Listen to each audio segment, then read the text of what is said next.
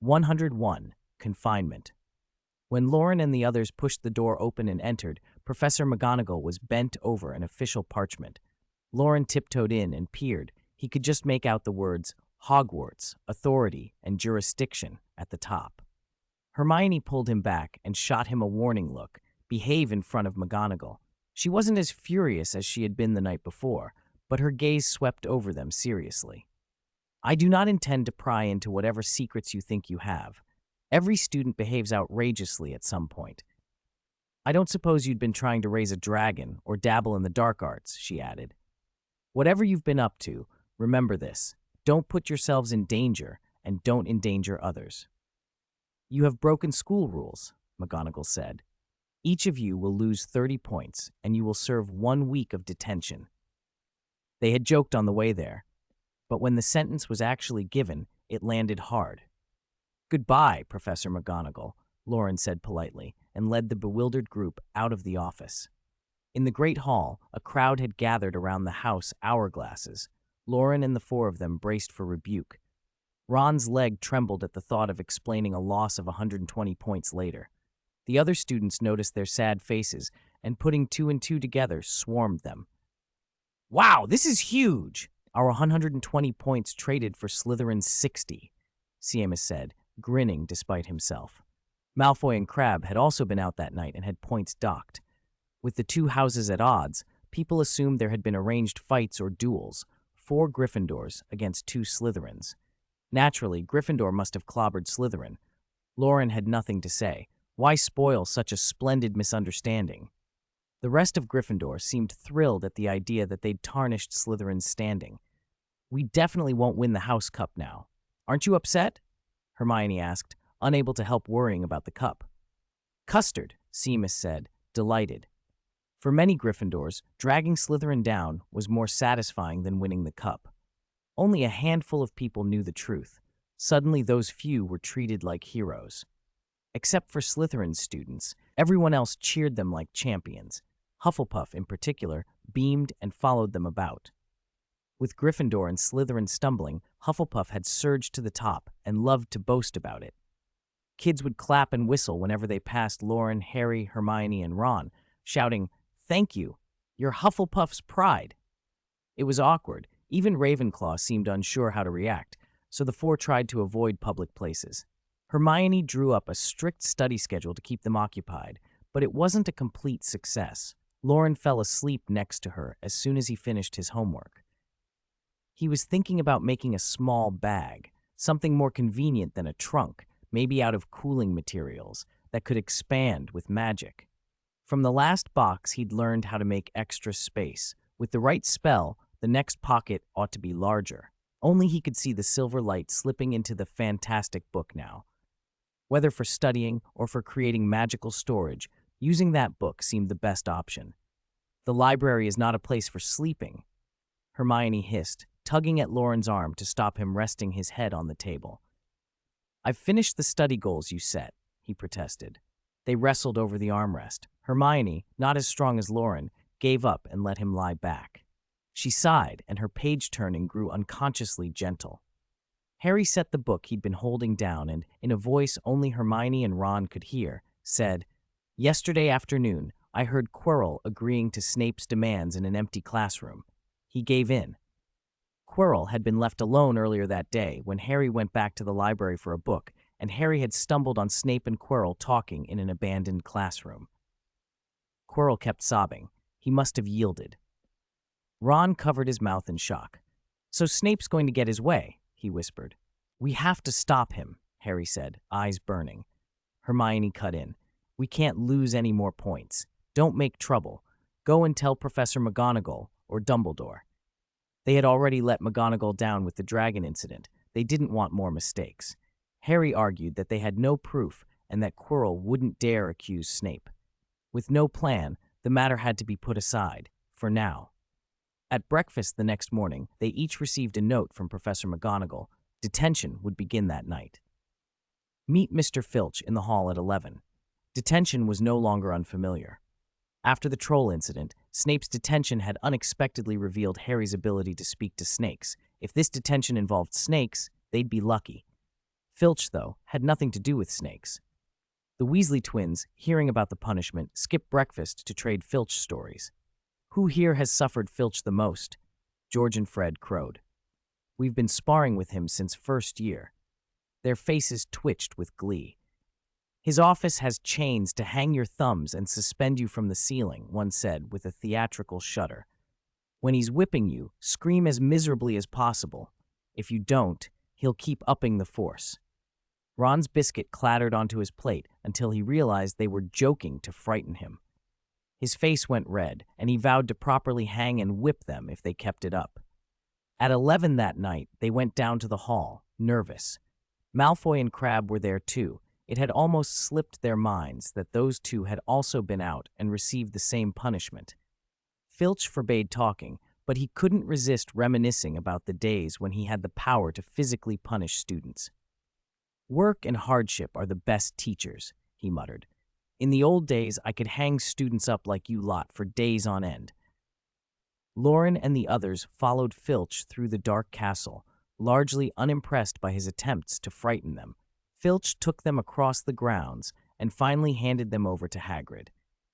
It turned out this detention would be working with Hagrid, and the students' hearts lifted. "I'll be back at dawn to clean up their remains," Filch barked, then turned and stalked back toward the castle, his figure swallowed by the dark. "Hagrid!" Harry called cheerfully, meaning to ask about Norbert, but Crabbe was close by and he held his tongue. "Come on, there's important business in the Forbidden Forest tonight," Hagrid said little, only leading them toward his hut. Loren watched the edge of the forest with keen interest. He had never been there after dark.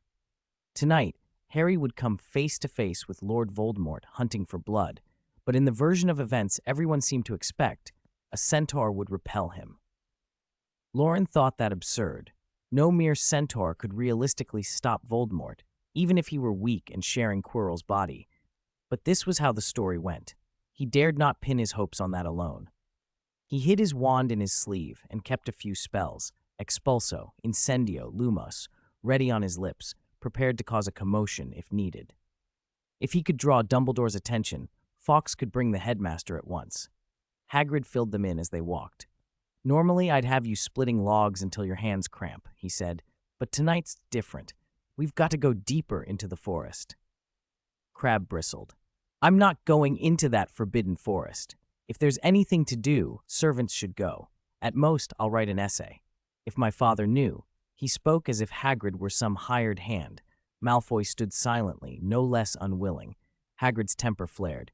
"He'd tell you that's how it is at Hogwarts. If you do something wrong, you pay the price. If you don't want to, then get out." Loren and the others had never seen Hagrid so angry. They went suddenly very quiet. Crabbe glowered but lowered his eyes. "All right," Hagrid said. "Listen carefully. This is dangerous. Don't do anything unnecessary." Hagrid told them to wait outside his hut, then slipped inside alone. Through the crack of the door, Hermione saw Hagrid's giant crossbow and a full quiver on his back.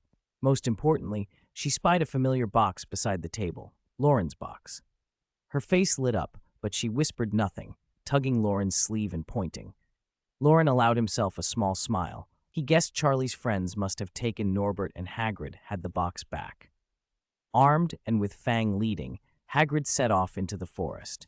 Harry noticed a small pink umbrella tucked into the leather of Hagrid's coat at his waist and grinned. One of Hagrid's odd little secrets, he thought. The Forbidden Forest was pitch black and unnaturally quiet. Hagrid stopped at a fork and pointed out a patch of light on the grass. "See that shining patch, silvery white? That's unicorn blood." "This is a special situation," Hagrid said. "Tonight your duties are different. A unicorn in the forest has been badly wounded. Another one died last week. We've got to find the injured one and try to save it. This path is my patrol route, generally safe. We'll split into 2 groups and follow the blood trail." "What if whatever hurt the unicorn finds us first?" Malfoy asked. "As long as you're with me and Fang, no creature in the forest will harm you," Hagrid assured them. Hagrid still assumed some forest creature had done the killing. Loren knew otherwise. It was Lord Voldemort, sharing Quirrell's body. They absolutely could not split up.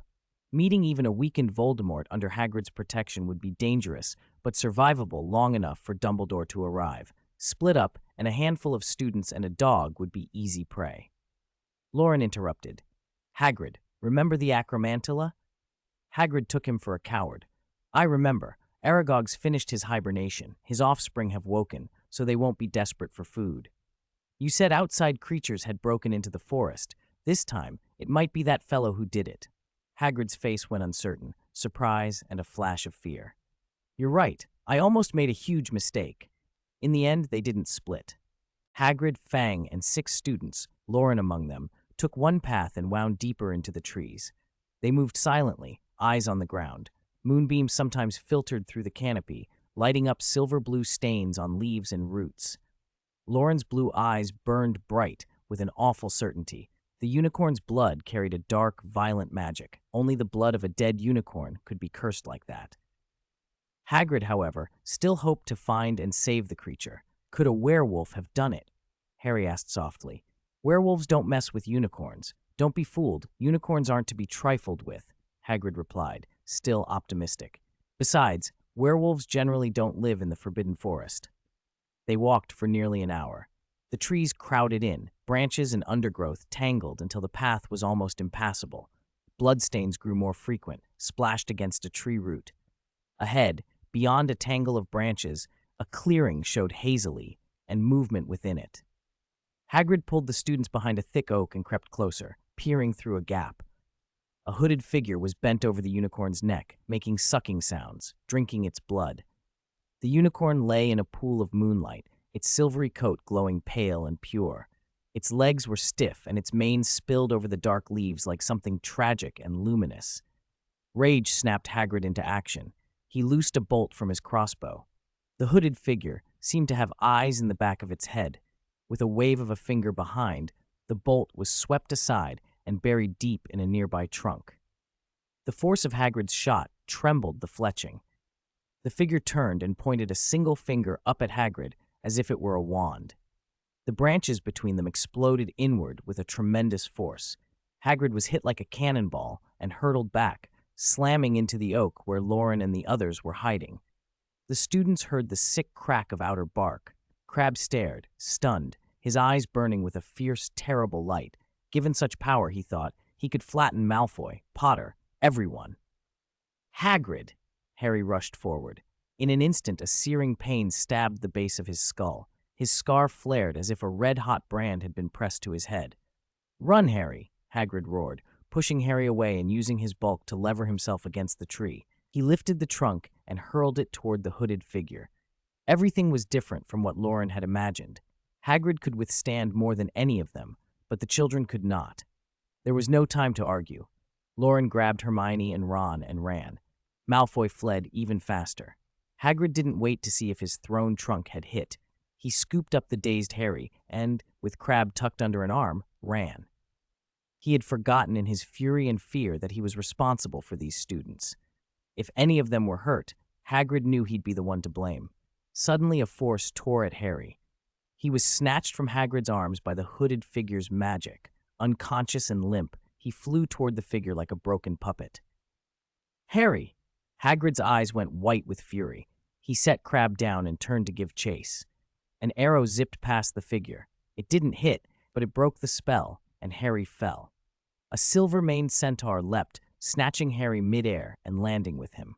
More arrows whistled at the hooded figure, and the creature withdrew, dragging the unicorn's corpse and vanishing into the woods. Firenze! Hagrid sobbed, tears slipping into his beard. 2 more centaurs burst from the undergrowth, Ronan and Bane, sending a volley of arrows. Firenze had pulled Harry to safety and galloped him to Hagrid. The students gathered slowly. The pain in Harry's head subsided as the centaur's presence faded and he came to. Crabbe staggered, acting terrified. Loren brought Hermione and Ron over and watched the centaurs closely, human torsos atop horse bodies, the stallions bare-chested. Light seemed to run along them like starlight. Firenze! Demanded Bane, the black-maned centaur, snarling. What are you doing letting a human ride on your back? Are you a common workhorse? Remember our oath, Firenze replied calmly. We must not go against the will of the heavens. Haven't you noticed how bright Mars is tonight? Haven't you seen the omens in the planet's movements?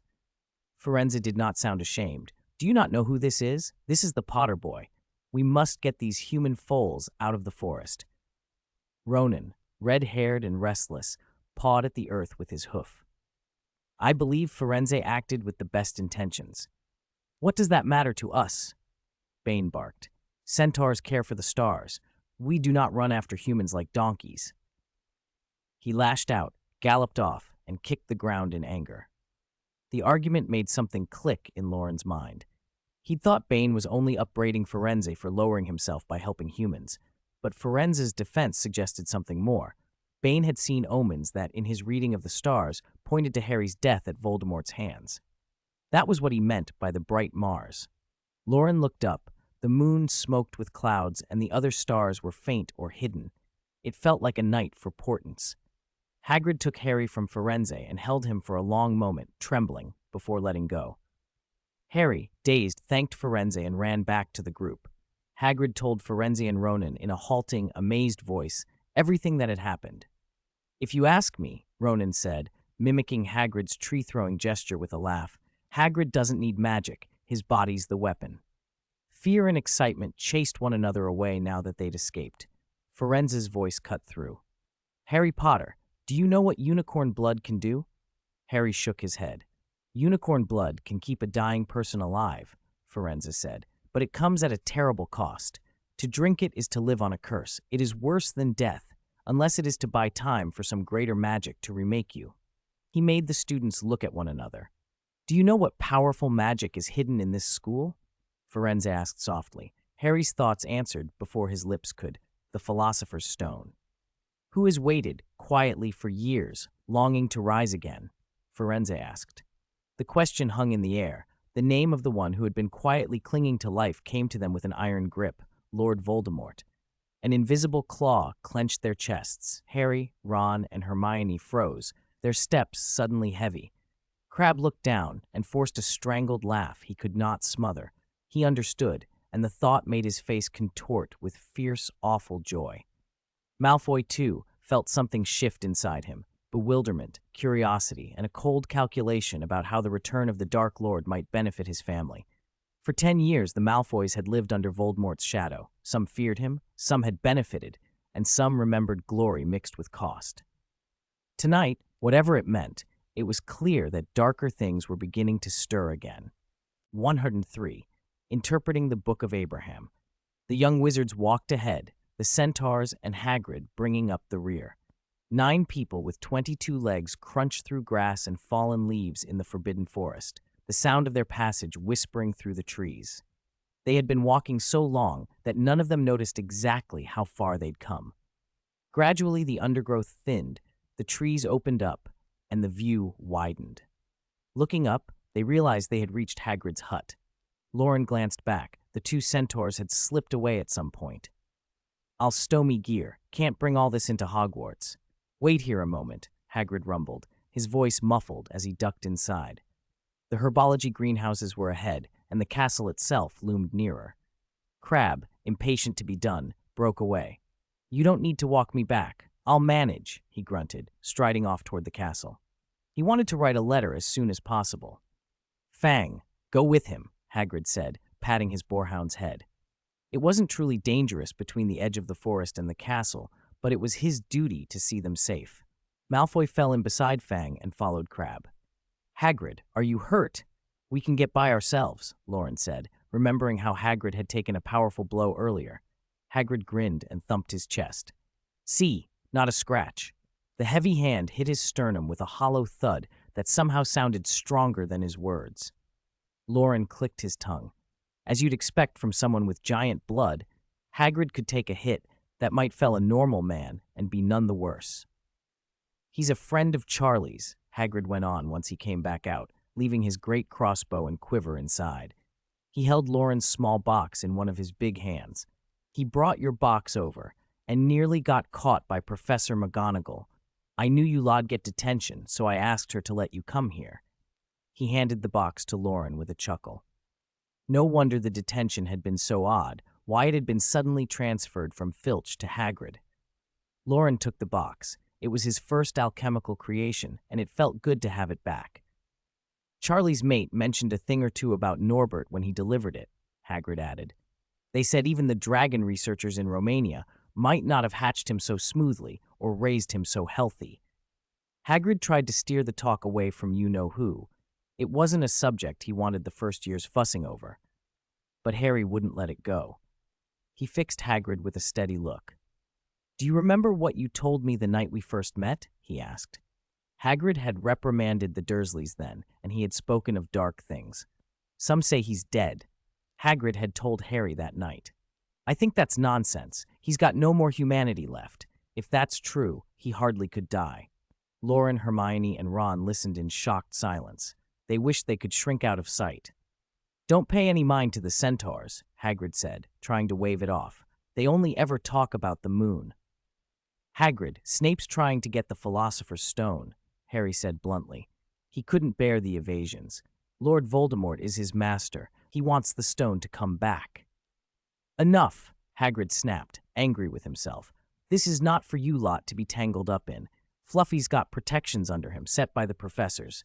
Snape's been involved. He's not that kind of man. And as for you-know-who, first years don't need to fret about him. Dumbledore'll sort him." Hagrid's faith in Dumbledore was absolute. With Dumbledore about, Hogwarts was safe, in his view. The arguments left the air between them tight. Moonlight filtered through thinning clouds, and a cool wind tugged at their hair. When they reached the castle steps, Hagrid turned and padded back toward the hut. The four stood on the stone, watching him retreat, his heavy silhouette lit by the pale moon. Harry felt a prick of guilt for the tone he'd used and opened his mouth, then froze. Hermione gave his leg a sharp kick. He recovered with an awkward wave. "Have a good night, Hagrid," Loren called, keeping his voice low. "What?" Hagrid boomed as he turned awkwardly. "Have a good night." Harry managed, loud and clear. "You too," Hagrid answered, the smile audible in his voice. The four young wizards slipped into the dim corridor and up towards Gryffindor Tower. Nobody apologized, but the tightness that had been there eased. Harry still felt the aftershock from the pain his scar had given him earlier, seeing you-know-who had nearly knocked him out, and he meant to speak privately to Hermione and Ron about it. For now he decided that he would tell Loren only after Snape had been exposed. "I still reckon Hagrid is amazing. Snape'd stand no chance against him," Ron enthused, still buzzing from Hagrid's fierce fighting. Hermione's face was set. "We need to practice magic more. We can't just run like that next time." They'd trained before, Loren thought. Since learning the shield charm and basic combat moves, he hadn't really pushed himself. Tonight there had been no chance to stay in the fight and throw even a single flare. "From now on, let's practice dueling," Harry said. He never wanted to feel airborne and helpless like that again. Ron brightened. "We could start a dueling club, invite others." "That'd be brilliant. Practice with lots of people." His shadow flickered beneath the lamplight. "Upper years won't bother with little first years," Loren said bluntly. "Besides us, the most dangerous of the first years is probably Malfoy. Invite him then?" The idea of a first-year army like Dumbledore's seemed fanciful. In the original story, it had taken Harry time, prestige, and real threats to gather a fighting force. For now, they were still children in most eyes. "Then just us, our little dueling society," Ron persisted. "How about Far East Magic Nap Society?" Loren suggested, voice thick with sleep. "What's Far East?" Ron asked. "I only get magic," Hermione muttered. "Sleeping by daylight? That's you, isn't it?" Ron laughed. Their voices faded under the castle's candlelight. Unknown to them, Snape stood in shadow behind a pillar, his pale face in black robes like marble and night. His right hand was clenched around a small, ornate button. "These students always bring back memories of youth, don't they, Severus?" Dumbledore's warm voice floated from beneath a lamp. Snape did not answer. Dumbledore went on. "Loren is a promising student, isn't he?" Snape kept silent. "Before you leaned on Quirrell, did you foresee what would happen tonight?" Dumbledore asked quietly. Snape's mouth quirked with a contemptuous smile. "Unicorns are friends of wizards," he said. The candlelight left Dumbledore's beard in shadow, while Snape's sneer stood out. Dumbledore, for his part, knew that Quirrell had been possessed by Voldemort, and that someone had hunted unicorns to sustain that weakened, parasitic existence. Whether Snape suspected Quirrell or not, Dumbledore understood that those two unicorns had died because of the dark plan, and he bore the guilt of a subtle inaction that had let it happen. The two of them fell silent. Late in the Gryffindor dormitory, the first years finally slept. Harry and Ron collapsed straight away after a wash and were out cold.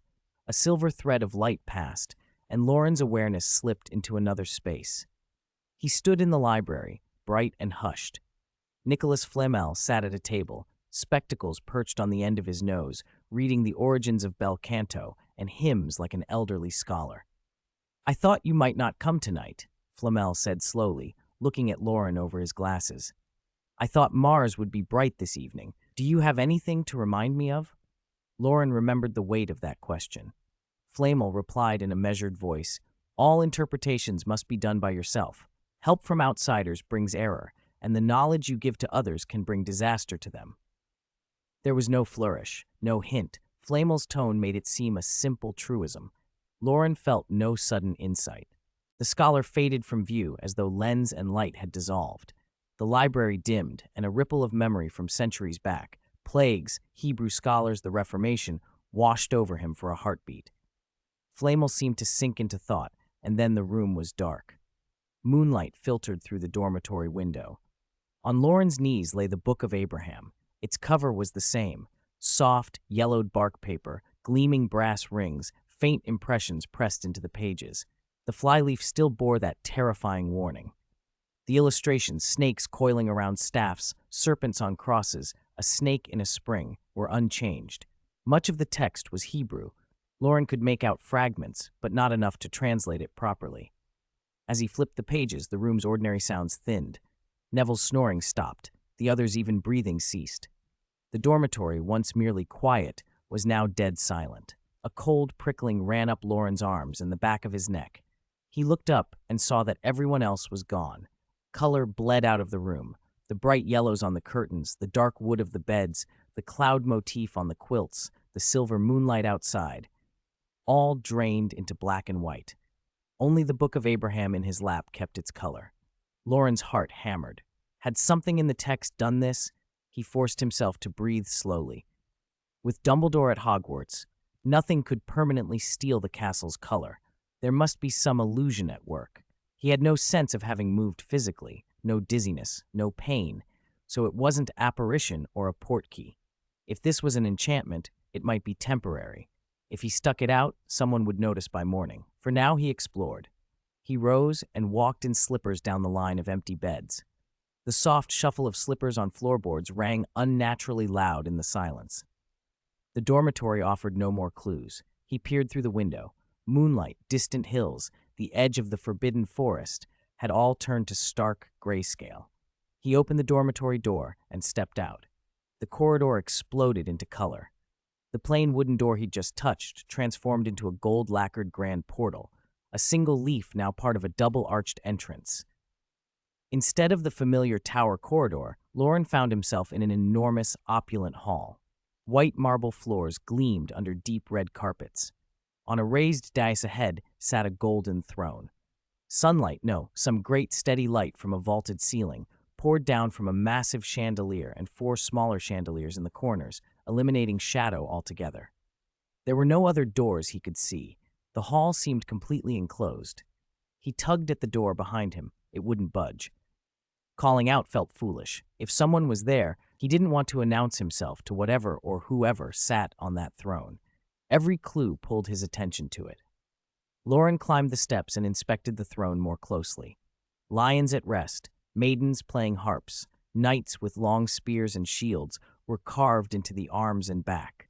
Rubies and sapphires glittered in settings so fine they might have been woven rather than set. It was a seat of absolute nobility. Strangest of all was a mirror propped on the cushion. A delicate mirror, about half the size of a person, face down with its back up, a gilded back inlaid with gems. Loren turned it over to look at the glass. Giggle, giggle. A laugh, high and eerie, echoed through the hall. Loren's pupils narrowed. The mirror did not show his face. Instead, its glass held the image of a girl wearing a crown. Her skin was sickly pale, her lips an unnaturally bright red. She stared right at him with an unsettling steadiness. The silent hall, the soft, uncanny giggle, the face in the mirror that was not his own, everything set Loren's nerves buzzing with adrenaline. 104. Mary in the mirror. Cold sweat beaded on Loren's forehead. He stood frozen, a mirror clutched in his hand, afraid to move. The girl in the glass watched him, and her eerie laughter at last faltered. Her sharp, sinister ha-ha softened into a bright, harmless ha-ha-ha. Her smile turned pleasant, no longer terrifying. "Were you playing a trick on me just now?" she asked. If Loren hadn't been afraid of starting something catastrophic, he would have smashed the mirror and pulled out his wand. Instead, he kept still. "No," the girl answered, her grin fading. Loren recognized that look of mischievous triumph. He'd seen it often enough. He and the girl in the mirror stared at each other. For a long moment, neither spoke. "What's your name?" he finally asked. "Are you sure you want to know?" She tilted her head, frowning, a strange mix of childlike manner and old cunning that didn't sit right with him. It's polite to ask a stranger's name. Loren set the mirror down on the throne seat, this time turning it so its face pointed outwards. The girl offered a shy smile. "You can call me Mary." "Hello, Mary. How do I get out of here?" Loren tried to move his feet, to step out of the mirror's reflection, but no matter how he walked, he remained directly in front of the throne. The main door was directly behind him. It was not the throne rotating, but himself treading in place. He forced an air of calm. "Any question is fine?" Mary hesitated, as if consulting a list. Then slowly and carefully she read aloud. "The validity of a question depends on your question and my answer. Both parties must agree to the terms. The answer given will be effective for a meaningful question, but I do not guarantee the result." Loren stared. It sounded like a perfectly constructed legal clause, dry and pragmatic, not mystical at all. If magic had been reduced to contractual logic, could he break it by paradox? He tested her. "What is the last digit of pi?" "Invalid question," Mary replied instantly. He tried again. "This sentence is false. True or false?" Mary blinked, looked confused. He imagined her counting on long, pale fingers. She muttered under her breath, then lowered her head, reading once more from whatever rulebook she kept. "The subject making the judgment is contained within the object being judged." Looking up with a wry smile, she said, "Meaningless question." Loren's fear ebbed. The place wasn't horror so much as cold logic. He had a dozen paradoxes and impossible puzzles ready to throw at her, but Mary drew back at his expression as if she'd been startled. "Don't waste time," she warned, making a fearful gesture, "unless you want to stay here forever." He bit back the urge to try every classic paradox. He remembered why he was here, the Book of Abraham. He'd hoped for something useful. "How do you refine the Philosopher's Stone?" he asked, then hedged himself because of the mirror's contract. "Give me a refining method appropriate to my era, within my abilities, and that doesn't violate my moral standards." Mary laughed, a high, delighted sound like a little girl amused. "You speak well," she said, and then the smile vanished. "I cannot answer that. Of course, if such a method were easy, Nicholas Flamel wouldn't have had to consult Hebrew scholars." Loren thought carefully, searching for a specific, realistic question that would be both meaningful and within the rules. Questions about defeating Voldemort or gaining power were vague and result-oriented. At last he said, slowly and precisely, "How can Nicholas Flamel's Philosopher's Stone be used to restore Werewolf Bates and Nagini, the Maledictus, to normal human bodies?" "Question valid." Mary's smile broadened into something exaggerated and sharp. The sound of her laughter pierced the air. The mirror began to vibrate, the throne hummed, the palace shook as if it might fall apart. A hairline crack raced across the glass. Then Mary raised her right hand to her eye, suddenly grimacing in pain. For the first time, Loren saw her hand. Her fingers were long and pale, slender as spring onions, and her nails were an alarming scarlet that seemed to flow like blood. The contrast made her hand look almost demonic. With a crisp click of nail against thumb, a droplet of scarlet broke free from the cracked mirror and flew straight toward the spot between Loren's eyebrows. The world went still. The drop glowed as it fell. Loren wanted to dodge, but his body wouldn't obey. He could only watch. Pop! The sound of the droplet landing echoed like a mirror shattering. The world exploded into silver shards and went dark. He woke with a start. Curtains, a low student bed, moonlight slicing through the gaps, the familiar Hogwarts dormitory came back into focus. Neville's soft snores, the quiet breathing of the other roommates. Whatever had happened had been an illusion. Loren touched the place between his eyebrows. It felt cool. He drew his fingertips away with a small, bewildered sigh. His skin was wet but not sticky. Under the moonlight, the moisture was clear and transparent. No scarlet, no tacky blood, just a drop of water. An ancient book, unreadable and millennia old, had dragged him into an illusion and then pushed him back with something as ordinary as a clear droplet. The magic was vast and strange. Loren felt both awe and irritation. He'd agreed to nothing. Mary had insisted on mutual consent. Had the drop been her answer? He wanted to plunge back into the book and ask Flamel whether this was normal.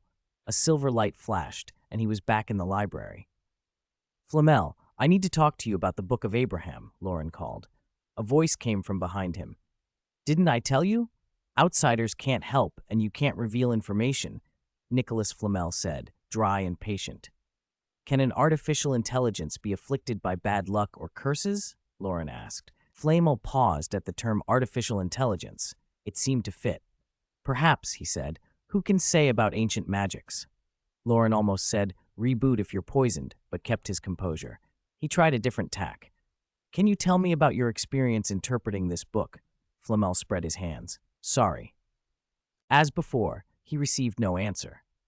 From the beginning, it seemed that Nicholas had not imprinted the memories of the Book of Abraham and the Philosopher's Stone onto Flamel. Loren could only speculate from a few clues. A girl named Mary, a mirror, those two things suggested a lot. When he first opened the Book of Abraham, he had fallen into a colorless space that was identical to the world he knew. It was a mirror, a reflection of his surroundings. Stepping beyond that reflected space, he entered the true world behind the glass and found himself in that palace. When he opened the luxurious mirror there, the space Mary occupied was another reflected world. The mirror Mary was in was the exact opposite of his. They reflected each other, locking him into that mirrored range. Only at the end, after his long question and answer with Mary, after certain conditions of a magical contract were fulfilled, did the dreamlike space collapse and he woke up. Nicholas certainly hadn't been trapped this way. He had been able to relay the content for Hebrew scholars to translate. That meant Nicholas must have interpreted the written text. The interpretation process had been different for Loren, but it hadn't harmed him. Except for the final scene, he had felt no malice. The short dialogue, the precise phrasing and logical structure didn't seem designed to hurt him. Because of the peculiar nature of the book's content, he couldn't discuss it with anyone, and Nicholas had avoided contact because of the prophecy. Loren's progress in translating had been interrupted, but his only urgent desire for the Philosopher's Stone was to heal Bates and Nagini. Nicholas's stone might even be able to help werewolves and maledicti, so translating the Book of Abraham could wait. He could learn the language methodically, piece by piece. Relaxing, his consciousness returned to his body, and he let his eyes close. They had been up too late the night before. Detention had run past curfew. From Filch to Hagrid, the long trek into the Forbidden Forest, witnessing a fierce battle and then walking back. By the time they returned to the dormitory, it was nearly dawn, and he had slept deeply. Now, gray clouds covered the sky and rain threatened. The air was heavy and cool. Conveniently, it was Sunday, so there were no lessons. Loren woke from a peaceful, dreamless sleep. Neville and Seamus were already up and gone. Harry and Ron still slept. It was almost summer, and he'd long ago swapped his heavy sweaters for lighter clothes, but the morning chill made him pull on one of the inner linings his grandfather Bates had bought in London, expensive, but warm. His legs ached from the nearly 3 hours of walking the night before. "Maybe I should see Madame Pomfrey for a potion," he thought as he stretched, rolling his neck. After he ate, Loren headed for the headmaster's office. He wanted to tell Dumbledore about the events of the night. Lord Voldemort and Quirrell, the centaur's astrological reading that Harry's death would come at Voldemort's hands. Truthfully, even the centaurs seemed to know the Philosopher's Stone was hidden at Hogwarts. Either Dumbledore had been too sparing with information, or centaur astronomy was uncannily accurate. If they ever taught that subject, he would study it closely. Dumbledore's office was empty. The headmaster wasn't there. Loren wondered what kept him. Maybe even Dumbledore had weekends off and turned instead for the library to finish his homework. As he walked, Older students fell in step around him, their gazes following him. At first, Loren assumed the attention was residual from the house point deduction and detention. Little wizards were bound to notice, but as he passed, he heard pleasant voices, smiles, even compliments. "Hey, Loren. Loren, you look great today. That style really suits you." Something felt off. He ducked into the library, planning to conjure a mirror with transfiguration and see what was wrong. At their usual table, Hermione sat with her books. Seeing her cheered him. He hurried over and slid down beside her. Hermione noticed him immediately. He wore a clean black robe over a crisp white shirt. The fabric gleamed faintly. His lips were a little redder, his teeth white, and a small red mark on his forehead drew attention to his face. The light by the window was dim, but when Loren sat down, he somehow brightened the corner. "Hermione, is there something wrong with me? They're looking at me strangely," he whispered, leaning close. Hermione shifted away a fraction. His breath was too near. "You have a red dot on your forehead," she said softly. "A red dot?" Loren remembered the drop of blood that had fallen on his forehead the night before. He took a book and transfigured its cover into a mirror to inspect the mark. The spot wasn't the dark crimson of fresh blood, but a paler red, not garish. He rubbed it. It didn't come off, and it wasn't raised like a birthmark. He checked his magic. There was no change. Aside from the mark, his body felt normal. Hermione watched him rub his forehead. "Did someone stick it on you? Is it a prank?" "No," Loren said. He kept rubbing until he realized it wasn't going to disappear. He made a mental note to ask Flamel when he returned that evening, or wait for Dumbledore and let him look. Only then did he take in his full reflection. His complexion seemed a touch paler and his lips darker, subtle but noticeable. He couldn't help thinking of Mary in the mirror, the way she had looked. The thought made him grin. He looked good. "Sk, handsome indeed," he murmured, switching the book cover back to normal with a casual flick. Hermione was mildly amused and vaguely indignant. She couldn't believe she felt a flutter when Loren sat so close. Perhaps she hadn't slept enough. Why did she think he looked handsome just now? Why did being that near make her a little shy? Her annoyance returned. So what if he was attractive? He had a terrible temper, loved teasing people, and was hopelessly vain. "Do your homework," she snapped, dipping her quill hard into the inkwell and scratching across the parchment. "Just do my homework. Why are you so fierce?" Loren grumbled, pulling out his own paper and beginning to write. The scratch of quills against parchment continued until noon. Outside, the sky darkened and the wind picked up, a warning that heavy rain was coming. "Let's go lunch," Loren said, putting down his pen and stretching. Hermione calmly tidied her desk, slipped the finished page of homework into her overflowing satchel, and zipped it closed. She always carried too many books. Loren had once heard her roommate Parvati Patil complain that when school had started, Hermione had lugged around 20 books at a time and only swapped them out after she'd memorized everything inside. It had put the other girls off. No one dared get too close. Loren eyed the bulging bag, and a plan ticked forward in his mind. Hermione would be going to the library that afternoon and would leave her bag there under Madame Pince's watchful eye. As they left the library together and went toward the Great Hall, Loren quietly moved his scheme into place. Dumbledore sat at the high table, eating slowly.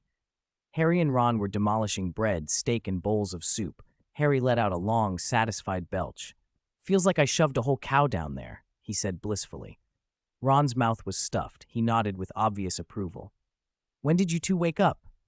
"Just now," Harry said with odd pride. He noticed Loren's face. "What's that on your brow? That red dot? What happened?" "Snape poisoned me and told me to find my own cure," Loren blurted. He couldn't mention the Book of Abraham, and since he was inventing something anyway, blaming Snape sounded far more believable. Harry nodded. Snape was always a convenient villain.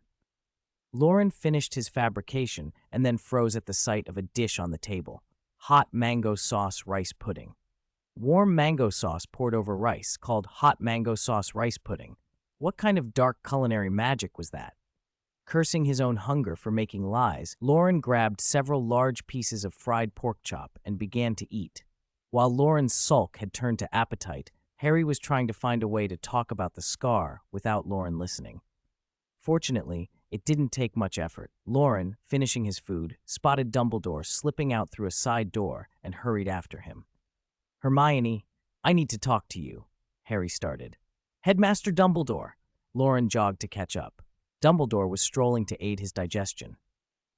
Loren, you shouldn't strain yourself after eating. That's my secret to longevity. Dumbledore smiled and gave him a wink.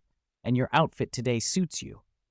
Loren ignored the compliment and recounted the previous night. You know who in the Forbidden Forest, the Centaur's astrological prophecy. Dumbledore's smile vanished at the mention of 2 dead unicorns.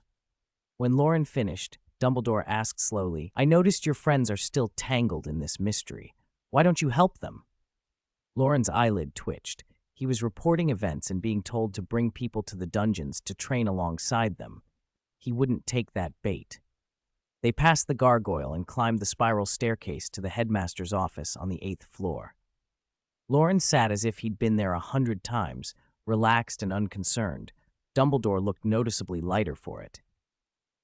Is Nagini awake? Loren asked. Summer had come. The snake should have come out of whatever torpor she kept. She woke more than a month ago. I left her with Professor Sprout. She doesn't much care for being in the office, Dumbledore said, pouring tea. And the Ravenclaw diadem. Have you destroyed it? Loren sipped his tea. Back in the Albanian forest, he'd said the diadem was in the Room of Requirements, Room of Hidden Things, but he hadn't asked Dumbledore whether it had been found and destroyed. Dumbledore leaned back and, with a mischievous air, said, Funny you should ask. I'm not altogether sure where this Room of Requirement is. I once, when I needed the lavatory, found a room full of exquisite chamber pots. Loren watched him, hardly fooled. Professor Trelawney stored her sherry in that room. There was no way Dumbledore hadn't found it over the years. I can take you there right now, he said. Dumbledore merely coughed, unperturbed. Actually, I'm not certain what the effect of destroying or disturbing that Horcrux would be. It's too close. He's right there. The old man's final words were vague and evasive. Loren decided he would deal with the diadem himself later. He had other, more immediate problems. There is one more thing, something I can't speak of, he said, tapping his forehead and showing the red mark to Dumbledore. I'd like you to examine it. Oh, I thought it was a fashion statement. Dumbledore's tone turned serious. He touched the mark gently and drew his finger back. It seems as if it belongs. It doesn't come off. He looked intrigued. He hadn't noticed the mark last night. Loren had felt Dumbledore's magic sweep over him earlier and had felt nothing. If even Dumbledore couldn't remove it, what chance did a young wizard have? Do you need to speak with Flamel? Dumbledore offered. Loren shook his head. Flamel had already declined to give him answers. Anything about the Book of Abraham had to be solved by Loren himself. He left the office feeling heavier than when he'd gone in, and the cold wind outside only made Dumbledore's conversation feel like smoke, pretty to watch but containing little substance. Elsewhere, Harry was in an empty classroom telling Ron and Hermione about his night. My scar, when I saw you-know-who, it hurt like mad. That person's connected to Lord Voldemort somehow. I had a nightmare, Hermione said.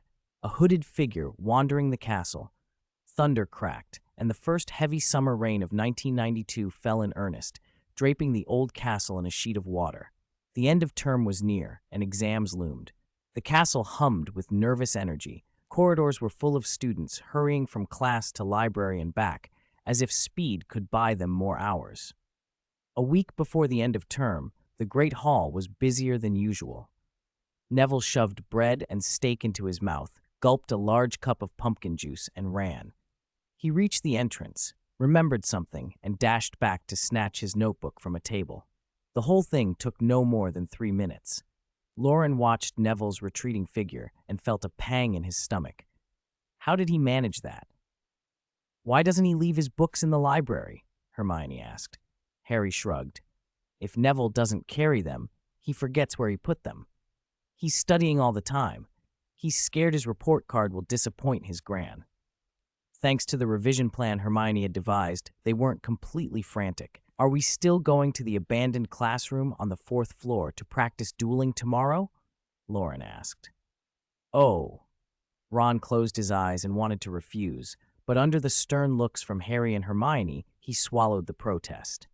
Since the Forbidden Forest incident, they'd been practicing dueling in an abandoned fourth-floor classroom whenever time allowed. Harry and Ron practiced shield charms against each other. When they tired, they watched Loren and Hermione fence with spells and scolded each other over strange scoring systems.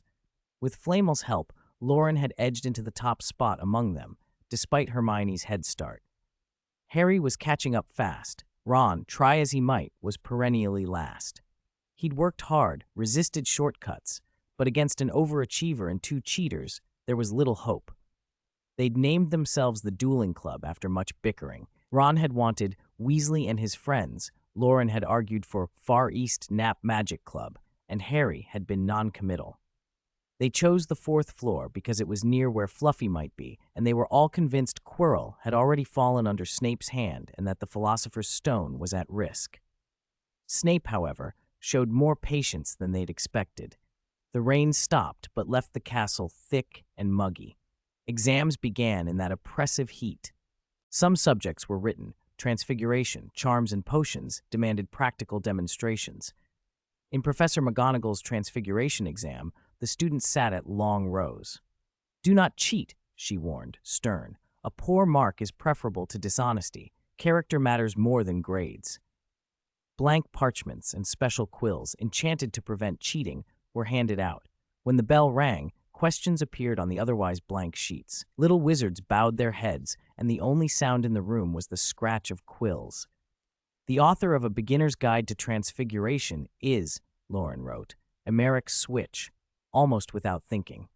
It was the basic stuff, and for reasons he couldn't entirely explain, Loren enjoyed the exam. His quill flew across the page. His handwriting, flourishing and fast, crawled across the parchment in looping letters that looked like climbing ivy. He turned the page. Where others had barely finished half the first sheet, he was already on the next. Dean beside him seemed on the verge of tears. Loren could see the jealousy fluttering across the boy's face. Branches of transfiguration include transfiguration, vanishment, conjuration, untransfiguration. Loren wrote the answers down and, finishing, tossed his quill casually into the inkwell. He looked up and met Professor McGonagall's gaze with an expression that said he was ready to hand his paper in. McGonagall came over, glanced at the ivy-like cursive, and then at Loren's smug face. Her fingers tapped the corner of the paper twice. To Loren's amazement, the ink on the sheet wriggled like a living thing and condensed into a single black dot. McGonagall tapped again, and the dot stretched into neat handwriting. Handwriting too messy. Redo. Loren stared as if she'd personally assaulted him. "You're picking on me," he wanted to accuse. McGonagall only gave him the faintest hint of a smile. She'd wanted him to calm down, to take the exam properly. "Although your answers are correct, you have over a dozen spelling mistakes, and your handwriting is unreadable," she said, and turned back to the podium. At the end, parchments folded themselves and flew up to be stacked in neat piles. McGonagall collected them and left. Dean stood, affronted. "Loren, take this, Portaberto," he blurted. Loren's confidence had been shaken by the paper's writhing and by McGonagall's rebuke. His memory went fuzzy, and the more he worried, the less he could recall. He was certain he had failed. Practical exams began with charms. Professor Flitwick took first years into a small, empty classroom one by one. Hermione went before Loren. She came out with tear-streaked cheeks and a look of mortified indignation. "I must have failed," she said. "How? That didn't sound like you," Loren asked, puzzled. Hermione glared at him, but remembered it would soon be his turn and clamped down on her anger. Loren entered, perplexed. Flitwick stood behind a table in the middle of the room, standing on a stack of thick books so he could reach the tabletop. A pineapple sat there like an expectant student. "Loren," Flitwick greeted him with warmth. "Make this pineapple perform a graceful tap dance from one side of the table to the other." Loren frowned. He couldn't fathom why Hermione had failed. He pointed his wand and gave a few clear commands. The pineapple, reluctant at first, wobbled into motion, flexed, and then broke into a clumsy warm-up that soon became a brisk, precise tap dance. "Perfect," Flitwick beamed, his beard curling in a smile. "A delightful warm-up. Extra points for style." "Excellent taste," Loren said, bowed slightly, and left the classroom. Outside, Hermione waited with her eyes blazing. It's your fault, she reproached him. You said grapes shouldn't do ballet. They should do street dance. Her voice turned mournful. I started the pineapple doing ballet and then corrected it halfway through. Professor Flitwick is definitely going to give me a P. 107. At this moment, the curtain rises. For their Easter holiday homework, Professor Flitwick had set a question about making fruit dance. Loren and Hermione had argued about it at length, Loren teasing Hermione about what sort of dance would suit grapes best. When Hermione read the same question in the exam, her mind flashed back to that argument. She was so nervous she accidentally sent a pineapple into a tiny ballet. She only realized halfway through and froze. Loren, hearing what had happened, burst out laughing. Seeing Hermione's murderous glare, he stifled it as best he could. Hermione, haha, don't worry. There are other exams later, he managed, his face stiff from holding it in. Hermione, furious, punched him on the arm and felt instantly better. When Harry and Ron finished their papers, the four of them headed to the Great Hall. Loren received the occasional indignant thwack from Hermione and pretended it hurt terribly. My charms grade will be awful, Hermione fretted, eyes wet as she replayed the exam. I messed up the written part too. I only managed 7 points on the characteristics of the levitation charm, and I forgot to write that you can't cast it directly on humans. Harry and Ron shuddered behind her. I thought I did all right, Harry mumbled. If not an O, at least an E. Ron nodded stiffly. I only wrote 3 points for the levitation charm and thought I'd get full marks. The exams passed amid a mix of relief and fretting. Since this was the first set of exams for first years, the professors had been generous. Most questions were lifted straight from the Easter homework. If you'd copied your work properly, you stood a good chance. For Transfiguration, Professor McGonagall used a practical demonstration. Students transformed things one by one while she watched and marked them. They were warned not to reveal the exam tasks afterward, but in truth, it didn't help much. Practical spells either worked or they didn't. You could pick up tips from others, but when your wand hand didn't cooperate, memory and method were useless. While they waited, Hermione practiced wand movements with nervous fingers, whispering key transfiguration points. Loren stood behind her, staying quiet to avoid another blow. Hermione Granger, McGonagall called from inside. Hermione took a steadying breath and went in. She came out minutes later smiling, clearly pleased. Loren Morgan. When Loren entered, McGonagall was carefully putting a snuff box into a small box as if it were precious. The lid bore the Hogwarts crest. The other panels were painted with the 4 house animals, lion, eagle, badger, snake, in vivid watercolors with delicate filigree. McGonagall took a small white mouse from another box. Transform this mouse into a snuff box. The more exquisite, the better the mark. If the result retained whiskers or teeth, points would be lost, but McGonagall knew Loren's skill. Recalling the intricate snuff box Hermione had just produced, Loren's breath caught. Hermione, what an ultimate overachiever, he muttered to himself and then, with mixed feelings, flicked his wand. His snuff box was effectively Hermione's design with different motifs, swords, goblets, Ravenclaw's diadem, and a locket. McGonagall frowned. He was clearly talented. She had no doubt about his transfiguration. Why, then, did he always take the easy way out? She pursed her lips. From a transfiguration perspective, this is perfect, but I cannot give you the same mark as Miss Granger. Transform another snuff box. Loren waved his hand. He didn't want to redesign the piece. Thank you, Professor McGonagall.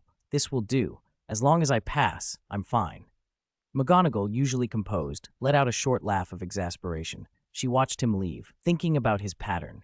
Brilliant, industrious enough to excel in homework, always among the first to grasp new transfiguration, yet lax in class and fond of mischief, especially at Miss Granger's expense.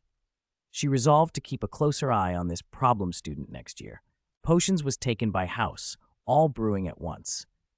Gryffindor first years drew the task of preparing a forgetfulness potion. Snape, to make things harder, hovered behind each pupil for 5 minutes as they worked. Anyone with exam experience knows how unnerving it is to have an invigilating professor breathing down your neck. Loren hesitated at a couple of steps and heard Snape's clipped tsk of disdain. Those who made no mistakes under his scrutiny earned O's or E's. Those who managed the potion earned A's. The terrified produced P's, D's, or even T's. Neville's case caused some consternation. He'd been terrified, and yet somehow squeaked out a potion, albeit darker, and not without tears and snot in the mix. Loren privately wondered whether Snape, as potions master, ought to taste a potion before marking it. History of Magic finished with a question about the eccentric wizard who invented the self-stirring cauldron. When Professor Binns told them to stop and roll their parchments, a cheer went up. The exams were done at last, and summer felt real for the first years. They poured out onto the sunny lawns, chasing butterflies, tugging flowers and grass. Harry and Ron soon disappeared into the general mayhem. Loren and Hermione ran into the sunshine, breathing in the clean cut of new grass. Hermione seemed to have shed a burden. She walked lighter. "It was easier than I thought. We didn't really need to memorize the Werewolf Code of Conduct of 1637 or the details of the Goblin Rebellions," she said. "And an entire textbook of history of magic," Loren added, unbuttoning his collar to feel the breeze.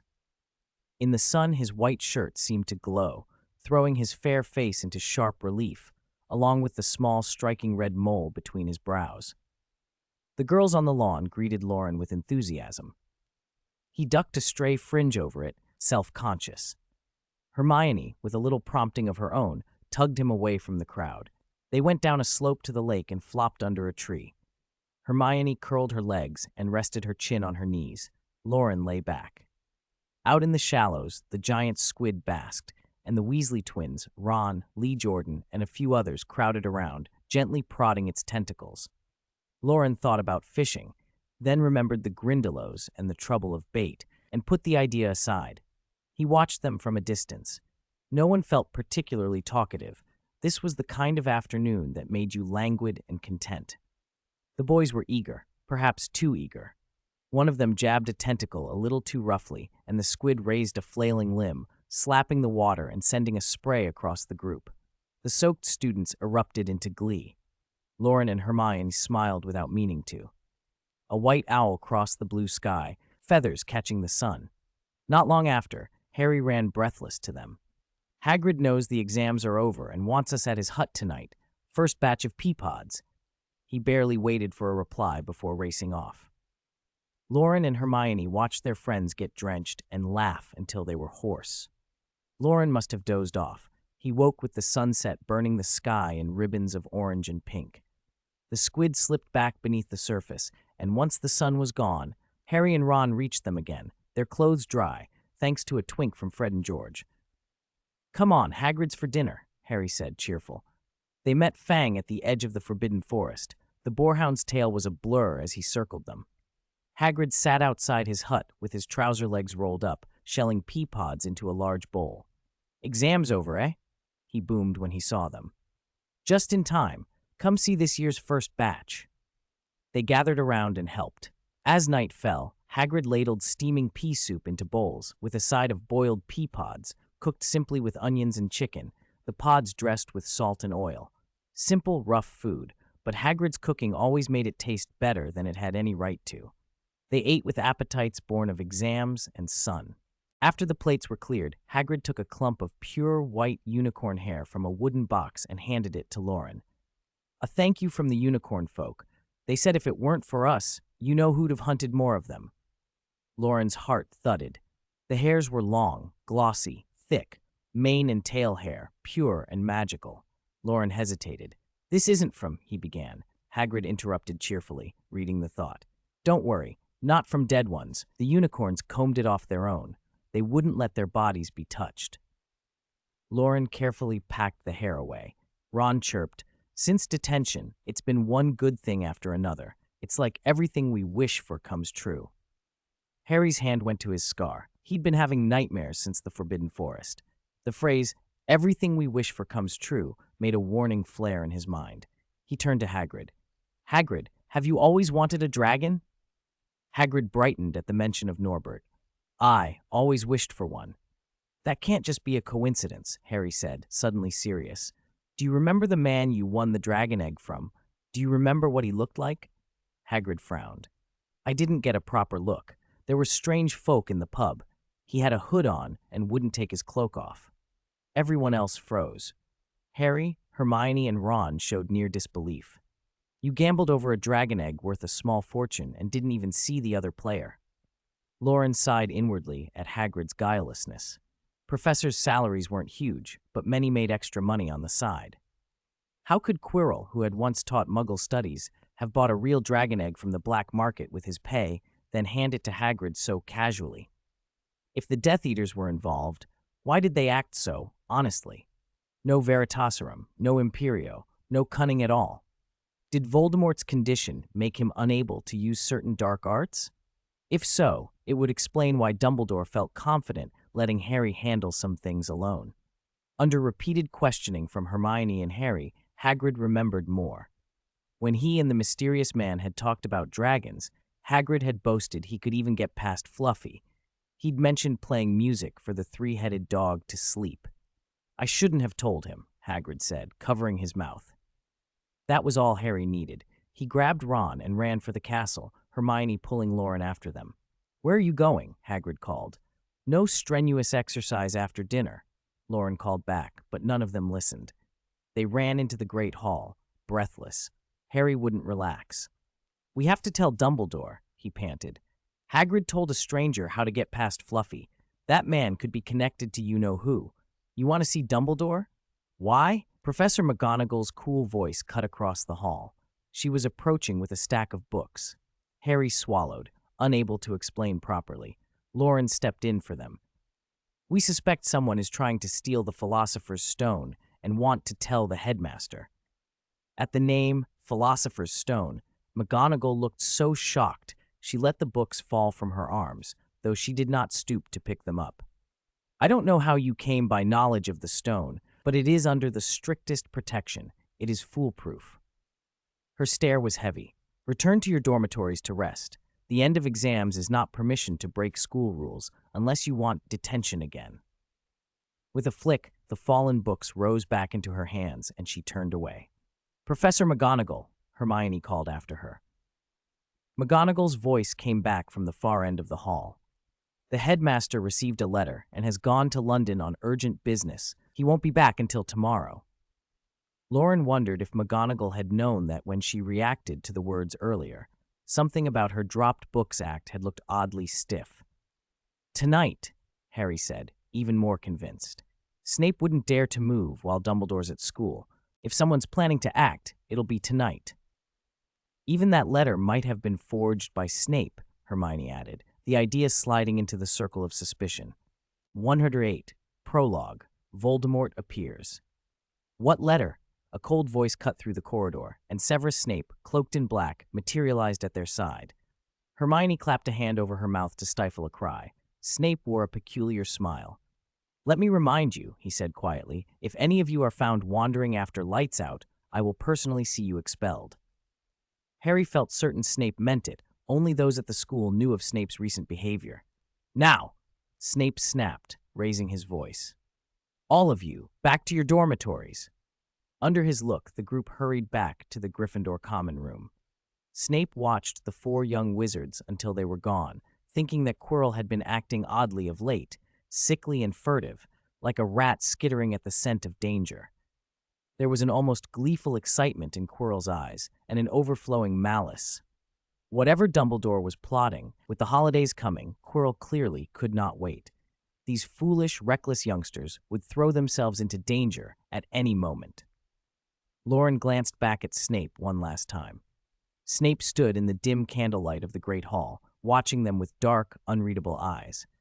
Loren sensed that Snape's recent actions had been intended to protect the students. If so, perhaps Dumbledore, the Riddle Man, had not told Snape everything.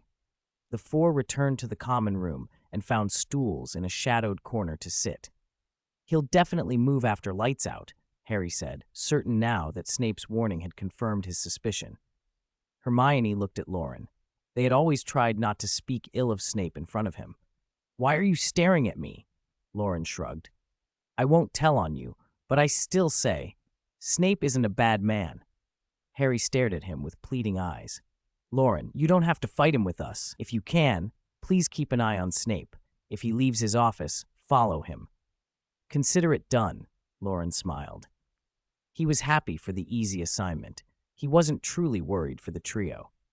Unlike the troll incident, Dumbledore had been arranging this confrontation with Quirrell for a year. There wouldn't be any accidents. Quirrell could only have tricked Hagrid with the dragon egg and profited from Professor McGonagall's clumsy handling of the book.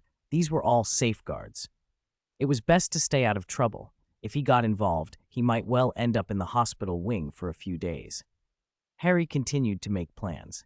After lights out, we'll go to the 4th floor and try to get the Philosopher's Stone before Snape does. They mapped out the night's plan. Use the invisibility cloak to get to the 4th floor. Play a tune for Fluffy. They rehearsed contingencies again and again. What to do if they met nearly headless Nick? How to avoid Madame Norris? Loren sat like an extra person on the edge of the conversation. It wasn't the comfortable outsider role he'd imagined. It felt unpleasant. Why had Dumbledore influenced him to care? The corridor lights went out softly. The young wizards in the common room went to bed. The space emptied. Harry was the first to stand and slip back to his dorm for the invisibility cloak. When the cloak covered them, the three disappeared from Loren's sight.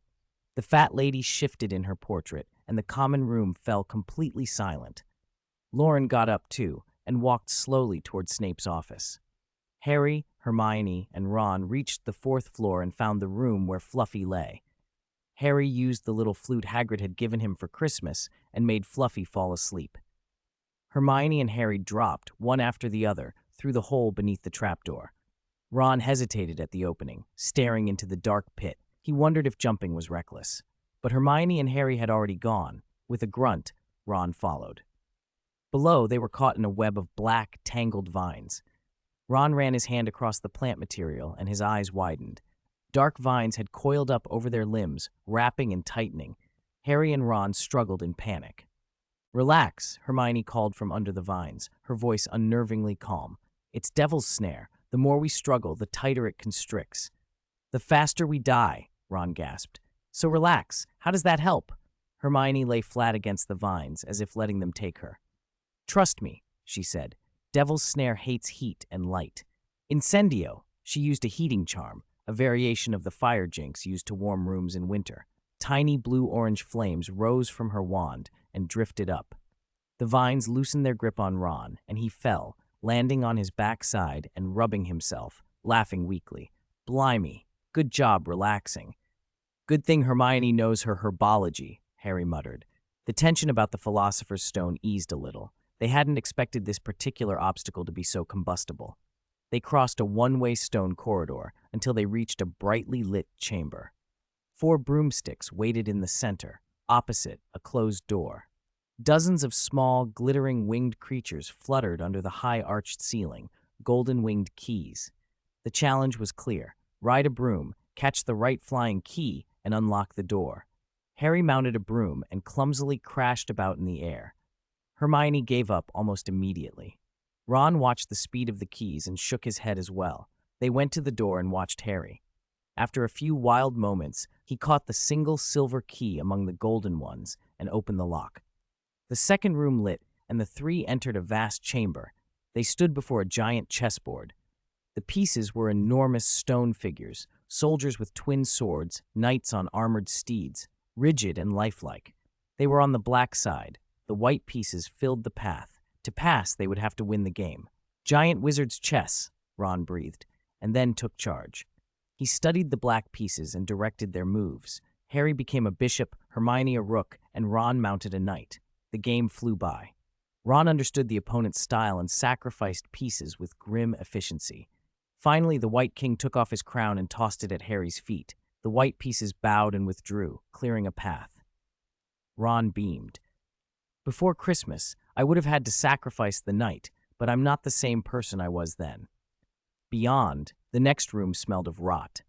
A troll's corpse lay in the center, larger than the one they'd faced before, a bloody lump on its head. The mood sobered. Whoever had stolen the stone was very near. "At least we don't have to fight another troll," Harry whispered. "Come on, hurry." They stepped past the corpse and into the next chamber. Purple flames sprang up behind them, and black flames bloomed ahead. They were trapped in the middle. On a table were 7 oddly shaped bottles and a roll of parchment. The parchment explained there were 7 potions. 2 would protect from fire, 1 would let you go through the purple flames back the way they had come, and 1 would let you go forward through the black flames. 2 were harmless nettle wine. The rest were deadly poisons. 4 clues were written beneath. 1. All poisons are to the left of the nettle wine. 2. The 2 outermost bottles do not contain the same liquid, and neither contains the potion that goes forward. 3. The largest and smallest bottles are not poisons. 4. The second bottle and the second from the end contain the same thing. Hermione read the clues carefully and reached for the smallest bottle before anyone else. "This one will get us through the black flames, forward," she said. Then she pointed to the bottle at the far right. "This is the bottle that takes us back through the purple flames." Harry examined them. The smallest bottle, the forward potion, had only a few drops. The back potion was nearly full. Swiftly, he pulled out the cork of the tiny bottle and tipped a few icy drops into his mouth. The potion felt like cold running through him, calming him to his bones. "Go," he said quietly. "You 2 get help from a professor. Tell them the troll's dead. They'll believe you. I might be able to hold him off." Hermione's voice trembled. "What if Lord Voldemort is in there too?" Harry forced a small smile and tapped the lightning scar on his forehead. "I'm the boy who lived. If I could face him once, I can do it again." Harry and Hermione, who had both grown up in the Muggle world, could say Voldemort's name without flinching. Ron couldn't bring himself to say it. He opened his mouth for some joke or encouragement and found only a choke in his throat. "Quick," Harry urged. "Go find a professor." Then Harry strode into the black flames. Moments later, he burst back out of the black fire and crashed into the table, exploding the bottles and shattering the stoppers. Hermione and Ron scrambled to help him up. Cough. Harry clutched his chest, gasping. Why did Hagrid take a beating and be fine, and Harry feel as if his bones were breaking from one blow? They barely had time to speak when a thick, inky mist rolled from the doorway ahead. The black flames touched it and vanished like frost. The mist crept to the purple flames, and they, too, dissolved. From the darkness walked a thin, strange figure. His skin was the color of plaster. Scarlet eyes burned in his face. His nostrils were long and slit like a snake's. "Run!" Harry said it, teeth clenched against the pain and the burning on his forehead. Without hesitation, Hermione and Ron hauled him away. The thin man did not give chase. He breathed in a long, shaking breath, savoring a feeling he had not known in 10 years, the sensation of having a human body. "Master," a small, fawning voice said behind him, "they're getting away." The thin man's face soured with disgust at the servile tone. He did not answer. He walked forward, slow and inexorable. As Harry stumbled away, supported by his friends, he forced himself to tell them what had happened. "It was Professor Quirrell. I got the stone from the mirror. He couldn't touch me. He tried to grab me, and he was in terrible pain. And then his turban came off. There was a face on the back of his head. He told them about the mirror of Erised, placed at the entrance of the black flame chamber. He had seen Quirrell looking into the mirror, searching for the stone. The mirror showed the reflection, putting the stone into its pocket. Harry had somehow felt the weight of the stone in his own pocket. When Harry had turned to run, Quirrell had leapt on him, hands at his throat. When Quirrell's fingers touched Harry, Quirrell had burned and cried out. The turban fell. A second, more terrible face had been revealed, and Quirrell called it his master. Harry had realized his own body could wound Quirrell. He had screamed and shoved forward. The two faces had then swapped positions, and the devil-like face had uttered a spell which hurled him across the room. "If we can just get out of here, tonight will be a success," Ron said, trying to keep his voice steady. Harry and Hermione were silent. They had both guessed who Quirrell's master was. They ran on until the chessboard room came into view. This time, the pieces lay scattered and useless. The board no longer blocked their way. The three stumbled across. At the exit, Ron arrested and let go of Harry's arm. Harry and Hermione looked at him in confusion. "You two go on," Ron said. "I'll cover the rear." He turned back to the chessboard. Hermione touched Harry's arm and pressed her lips together. He did not argue. Ron walked to the center of the board, took up the White King's crown, slung it over his shoulder like a sash, mounted a Black Knight's horse, and shouted, in a voice that was all seriousness and determination, "Reset!" His words echoed across the empty hall. The stone bases scraped on the board as black and white figures heaved themselves back into their proper places and stood once more, solemn and ready. 109. The real show, killing Quirrell. The stone chess pieces lay motionless. Ron, mounted on the black stone horse, was frozen with them. Memories crowded his mind. No, not memories. The name itself, Lord Voldemort. His parents had told him he was born in terrible times when they were always fleeing the Death Eaters. He had been too young to remember it then. By the time he could, the worst had passed. His older brothers would not speak of those years, and whenever George and Fred mentioned that name, their mother would scold them fiercely. His father, his mother, even Aunt Muriel, every adult had shown terror when the name was spoken. Aunt Muriel would glance around as if afraid someone might overhear. Over time, Ron himself had come to feel the name was a kind of curse, that speaking it might bring death. Now, sitting on the cold stone horse and waiting for Voldemort to appear, he felt no fear. He watched tendrils of black mist dissipate and spread across the chessboard, thickening as they rolled outward. Voldemort entered the room without haste, holding his wand between the first joint of his thumb and the second joint of his index finger, elbow slightly bent, posture infuriatingly elegant. He stopped just off the board and let his gaze sweep the pieces. Ron felt his heart surge and then constrict, pumping blood into his stiff limbs. Thump! Thump! Magic thrummed through him, stronger than it had ever been. Voldemort spoke softly to himself, voice cold and smooth. Professor McGonagall's transfigurations are still exquisite. Even I cannot surpass her. Ron said nothing. So these pieces were transfigured by Professor McGonagall. A pity. He probably would never get to learn that magic again. Voldemort tilted his head, his crimson eyes fixed on Ron. Oh, poor fool. Your friends abandoned you. They left you here to die, didn't they? He was eager to speak. Years in the Albanian forests, talking only to snakes, left a man desperate for conversation. Ron said nothing. Come, join me, and I will bring you infinite glory. Voldemort smiled. The moment Voldemort stepped onto the chessboard, Ron answered, Attack! At once, every stone statue on the board, black and white, queen and pawn alike, except for the Black Knight on the far edge, sprang to life. They charged in unison at Voldemort. He merely sneered. Foolish. With the same poised aristocratic movement, he waved Quirrell's wand and shattered statues with a flick. Soldiers' twin blades splintered, bishops' scepters crumbled, rooks smashed and fell. Voldemort walked unscathed across the board, stopping before the Black Knight, the only piece left. From the horse Ron commanded, voice steady, Knight, charge! The black stone warhorse reared and came down to strike. Voldemort tapped the base of the statue with his wand. A web of tiny cracks spread up its legs and over its body.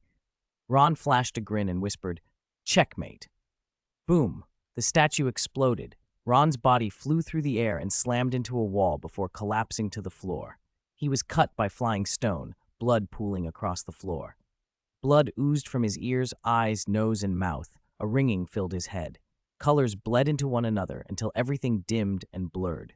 Ron clawed at the ground, hands trembling, trying to lift his broken body, but he kept collapsing into the shallow pool of blood and dust. Foolish Gryffindor, Voldemort said with a delighted smile, then turned and walked into the next room. The door banged shut behind him. Ron's struggles faded. He grew still and lost consciousness. Fragments of stone littered the chessboard. The light in the room went out, and the place fell into darkness. A bright red flame flared on Ron's shoulder, and from it a phoenix of golden and crimson feathers emerged. Fawkes pressed his heated beak against the small, bloody figure and wept. The phoenix's tears touched Ron, soaked into his wounds and ran like water, the ripples spreading. Each cut glowed softly with red light. Blood and muscle knitted and reformed in tiny, miraculous adjustments. Fawkes raised his head and let out a long cry toward an empty corner, as if scolding someone for being unreliable. All right, go quickly and fetch Loren. Harry and Hermione need his help. An old voice answered. Fawkes chirped angrily for a moment, as if lecturing the old man, then burst into flames and vanished. Dumbledore materialized, looking down at the broken stone and the blood on the floor. He waved his sleeve gently. An invisible hand lifted Ron and leaned him against the wall, wiping blood and dust clean. Dumbledore's eyes softened as he looked at Ron's red hair, Then he frowned and muttered worriedly, "I suppose Arthur and Molly will berate me." Hogwarts dungeons. Loren hovered outside Snape's office, undecided whether to speak with the potions master. His indecision had gone on long enough that it was suddenly interrupted. A flame, gold and red, popped into existence before him. Loren leaned forward out of curiosity. The flame flared, engulfed him in a puff of fire, and he vanished. The potions office door burst open. Snape's face was a mask of grimness as he stared at the empty patch where Loren had been. "Dumbledore, what trick are you playing now?" At the end of the corridor, Harry and Hermione sat drenched in despair. The way back up where they had dropped was blocked by a thick net of vines, black mist clinging to them. Neither blue flames nor a blasting incendio could open a path. The black mist in the corridor swelled, it crawled along the ceiling and pooled in the corners. Everything pointed to one thing: Voldemort's arrival. "It's my fault. It's all my fault," Harry muttered, consumed with blame. Then an idea flared. Looking at Hermione, he said, "Give me to Lord Voldemort." He had hope in his voice. "Give me to him, and you go tell Professor McGonagall. Before he is fully restored, there's still time." Hermione listened without expression. She helped Harry to the corner and set him down. "You might be right, but I'm a Gryffindor." The first-year witch reached up and tucked her wild hair behind her ears. She gripped her vinewood and dragon heartstring wand and stood in the middle of the corridor, watching the black mist thicken as they waited for the most powerful Dark Lord to appear. People laughed at her for being a bookworm, but neither students nor professors could deny Hermione's intelligence. Smart people knew what was useful, what made sense. She had been clever when they trapped the troll with planks and fire. If there had been more planks, she might have handled it alone. She had watched Ron throw himself into danger to create an opening, and Harry face a raging troll head-on. She had stayed at the back that night. Afterwards, she had read every book in the library about trolls. She knew their weaknesses: nostrils, eyes, clumsiness. The memory made that night vivid. Facing the troll had frightened her. Facing this Dark Lord, perhaps equal to Dumbledore, she would not step back. Hermione reviewed every charm she knew and every principle of dueling. Attack first, dodge, breathe, find rhythm. Slow footsteps echoed. Voldemort entered the corridor. His mouth split like a snake. He smiled at the witch's presumptuous bravery, but didn't deign to speak to a Muggleborn. Hermione spoke to herself instead. "Gryffindor, who isn't?" She tried to smile, but failed. Turning sideways, she raised her wand opposite and cried, "Petrificus totalis!" A flash of white shot from her wand, the full-force binding charm. Quirrell's body was weak. His life and soul bled out by the evil within, but the unicorn blood had drawn out the last reserves of power. Controlling that power was Voldemort, the most powerful dark wizard in centuries. Voldemort's lips curled. He flicked his wand, and an invisible shockwave smashed her spell apart. "Protego!" Hermione barely managed a shield charm. It shattered. Her wand was wrenched from her hand. A tremendous force hit her delicate frame and hurled her upward. When she blinked, the world swam. Her legs were already tangled in the devil's snare overhead, her body hanging upside down. Because she had been turned sideways, she had avoided the worst of it. The devil's snare, poisoned by the black mist, was withered. Even so, she could not free herself. She shut her eyes, refusing to look below. Voldemort paid her no mind. He walked straight toward Harry. "Harry Potter, do not seek your own death. I can give you a chance." He kept just far enough away to prevent a sudden leap. "Serve me and hand over the Philosopher's Stone." "You wish!" Harry spat, forcing himself up, pressing his back to the corridor wall. Voldemort's laugh rasped, unpleasant as he tried to empty his lungs. "Brave, just like your parents. So tell me, do you want to see your parents again?" Harry's anger flared. He fixed his gaze on Voldemort's twisted face, fingers curled so tightly around his wand, the knuckles whitened. "If you join with me, I can bring them back, for a small, insignificant price, right there in your pocket."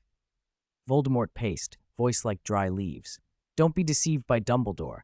There is no good or evil, only power, and those too weak to seize it."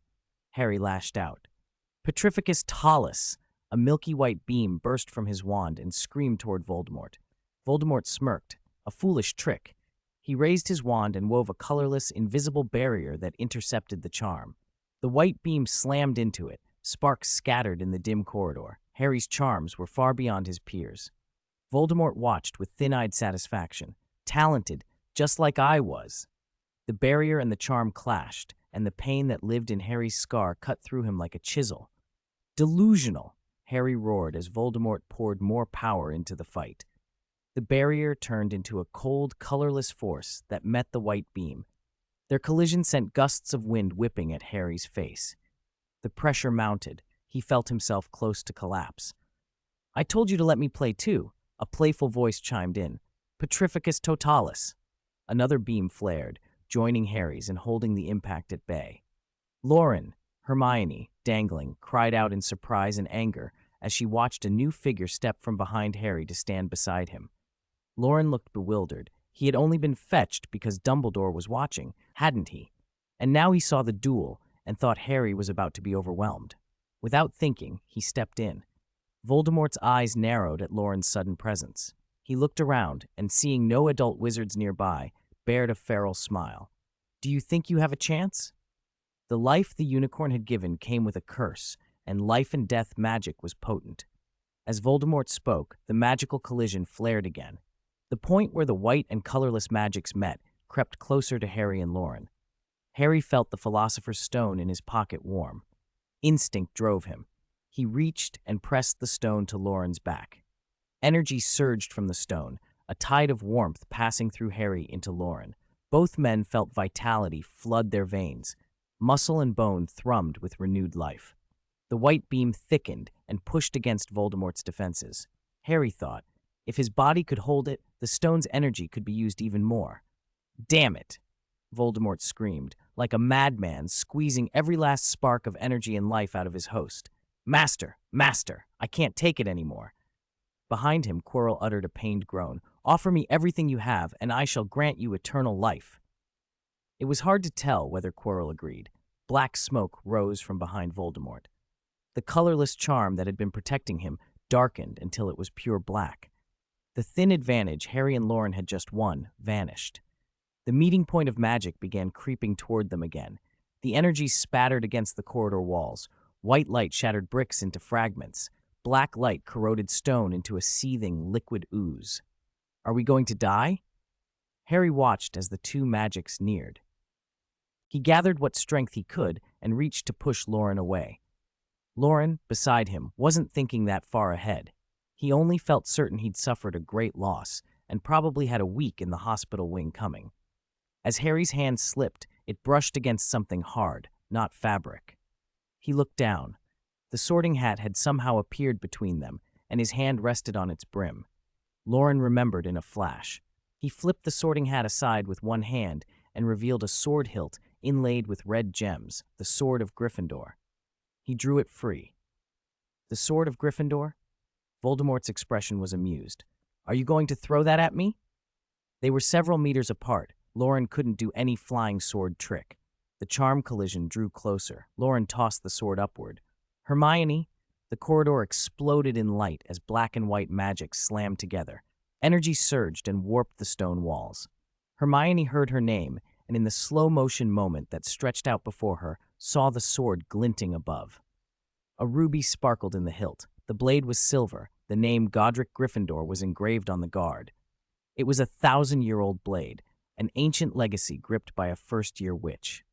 For a heartbeat, she felt the charge of history and the responsibility it carried. The sword recognized the courage and need in her.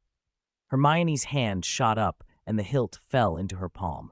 The moment she gripped it, the blade flared with a cold, silvery light that ran along its length. She had read the history, how the goblin-forged blade had done great deeds in Gryffindor's hands, deeds that kept the school safe for centuries. She didn't know its full power, only that when it was in her hand, her confusion vanished. A strange strength flowed from the sword into her, like sunlight burning pain away. She no longer felt the hurt in her body. As if she'd always known how to use it, she turned the sword, guiding the edge through the withered devil's snare. Only one leg remained ensnared. She planted her free foot on a vine and pushed up. Silver light reflected in her eyes as she bent her knees and launched herself toward Voldemort, sword held high.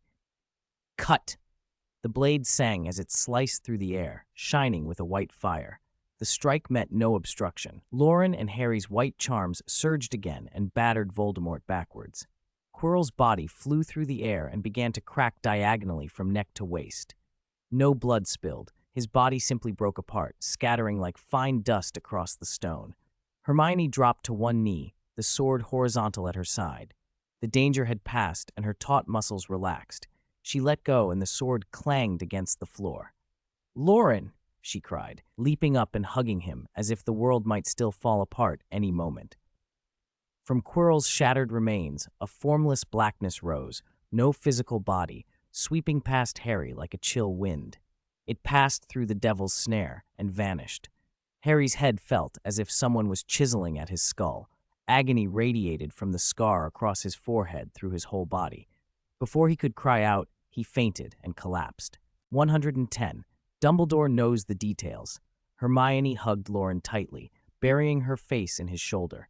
Her voice was muffled as she kept whispering, "Loren, Loren." She had 1,000 things she wanted to tell him, about what she'd seen on this journey, about what she'd thought when she faced Lord Voldemort, but every one of them seemed to tighten into a single name. Loren, having seen the black fragment of a soul vanish and Harry lying unconscious beside him, patted Hermione's back. "We need to check on Harry first." Hermione lifted her head, cheeks flushed. "Oh, Ron too!"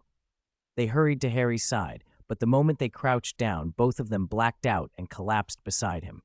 Dumbledore appeared at the end of the corridor with Fawkes the Phoenix perched on his shoulder. An unconscious Ron was floating, carefully, behind him. Fawkes gave a scandalized screech, as if denouncing such reckless heroics. Dumbledore's old face creased into a fond smile. "Their emotions and magic are unstable. A good sleep will do them a world of good." Fawkes screeched again. Dumbledore chuckled. "What do you mean? Out of control? The Philosopher's Stone is safe, and they've behaved astonishingly, far beyond what I expected." Fawkes answered with another indignant cry. "How am I supposed to explain any of this to Loren?" Dumbledore murmured to the Phoenix. "He seems to have seen through my plan." Fawkes screeched, and Dumbledore put a hand to his beard. "Lie? How can you call it a lie?" "Hot." So hot his whole body felt like it was on fire. Loren kicked off his blanket and bolted upright in the hospital bed. Heat shimmered through him as the magic inside him surged and churned, raising his temperature. He snatched his wand. It was cool as ice in his grip and calmed the storm of power until the burning sensation eased. The surge had stopped, but when his breathing steadied, he felt something new. His magic had awakened again, stronger than before. Around him, the ward was separated into curtained beds.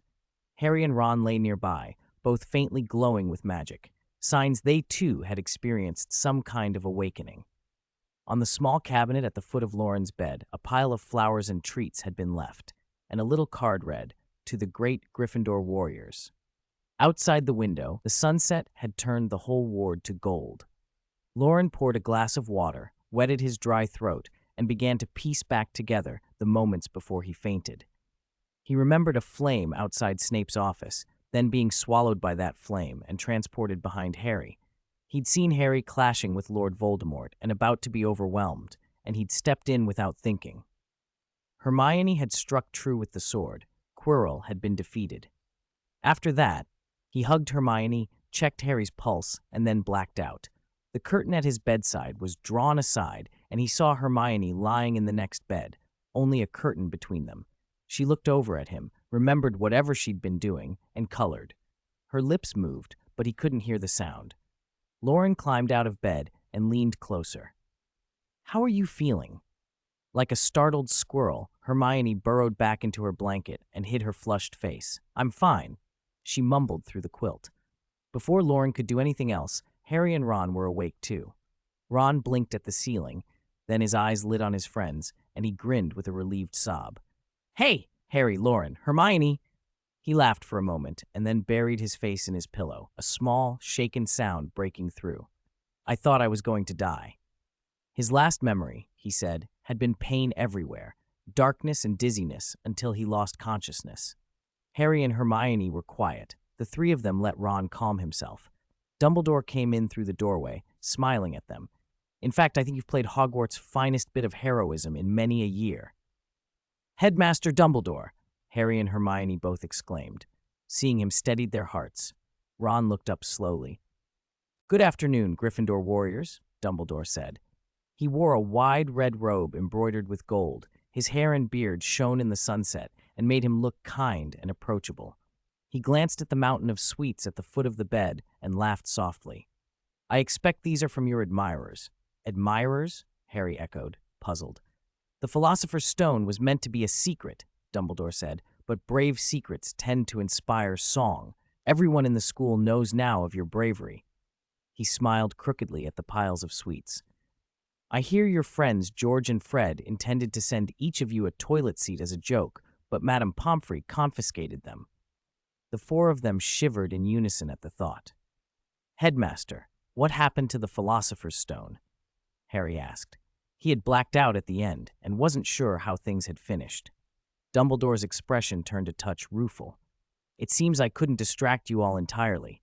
He waved, and a small stool hopped across the floor to sit between Loren's and Harry's beds. He took a seat and looked at them. "Professor Quirrell could not take the stone.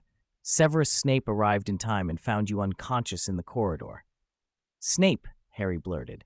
Loren, opening a box of Bertie Bott's Every Flavor beans, regarded Dumbledore like someone watching a good show. Dumbledore's eyes twinkled. "Yes, Professor Snape?" Hermione's voice was contrite. "We all misunderstood him. We thought he was the one trying to steal the stone." Harry and Ron still looked bewildered. "But we saw him on the Quidditch pitch. He was casting something at me to make me fall." Dumbledore nodded. "Professor Quirrell was the threat. Severus was casting a counter-curse to protect you."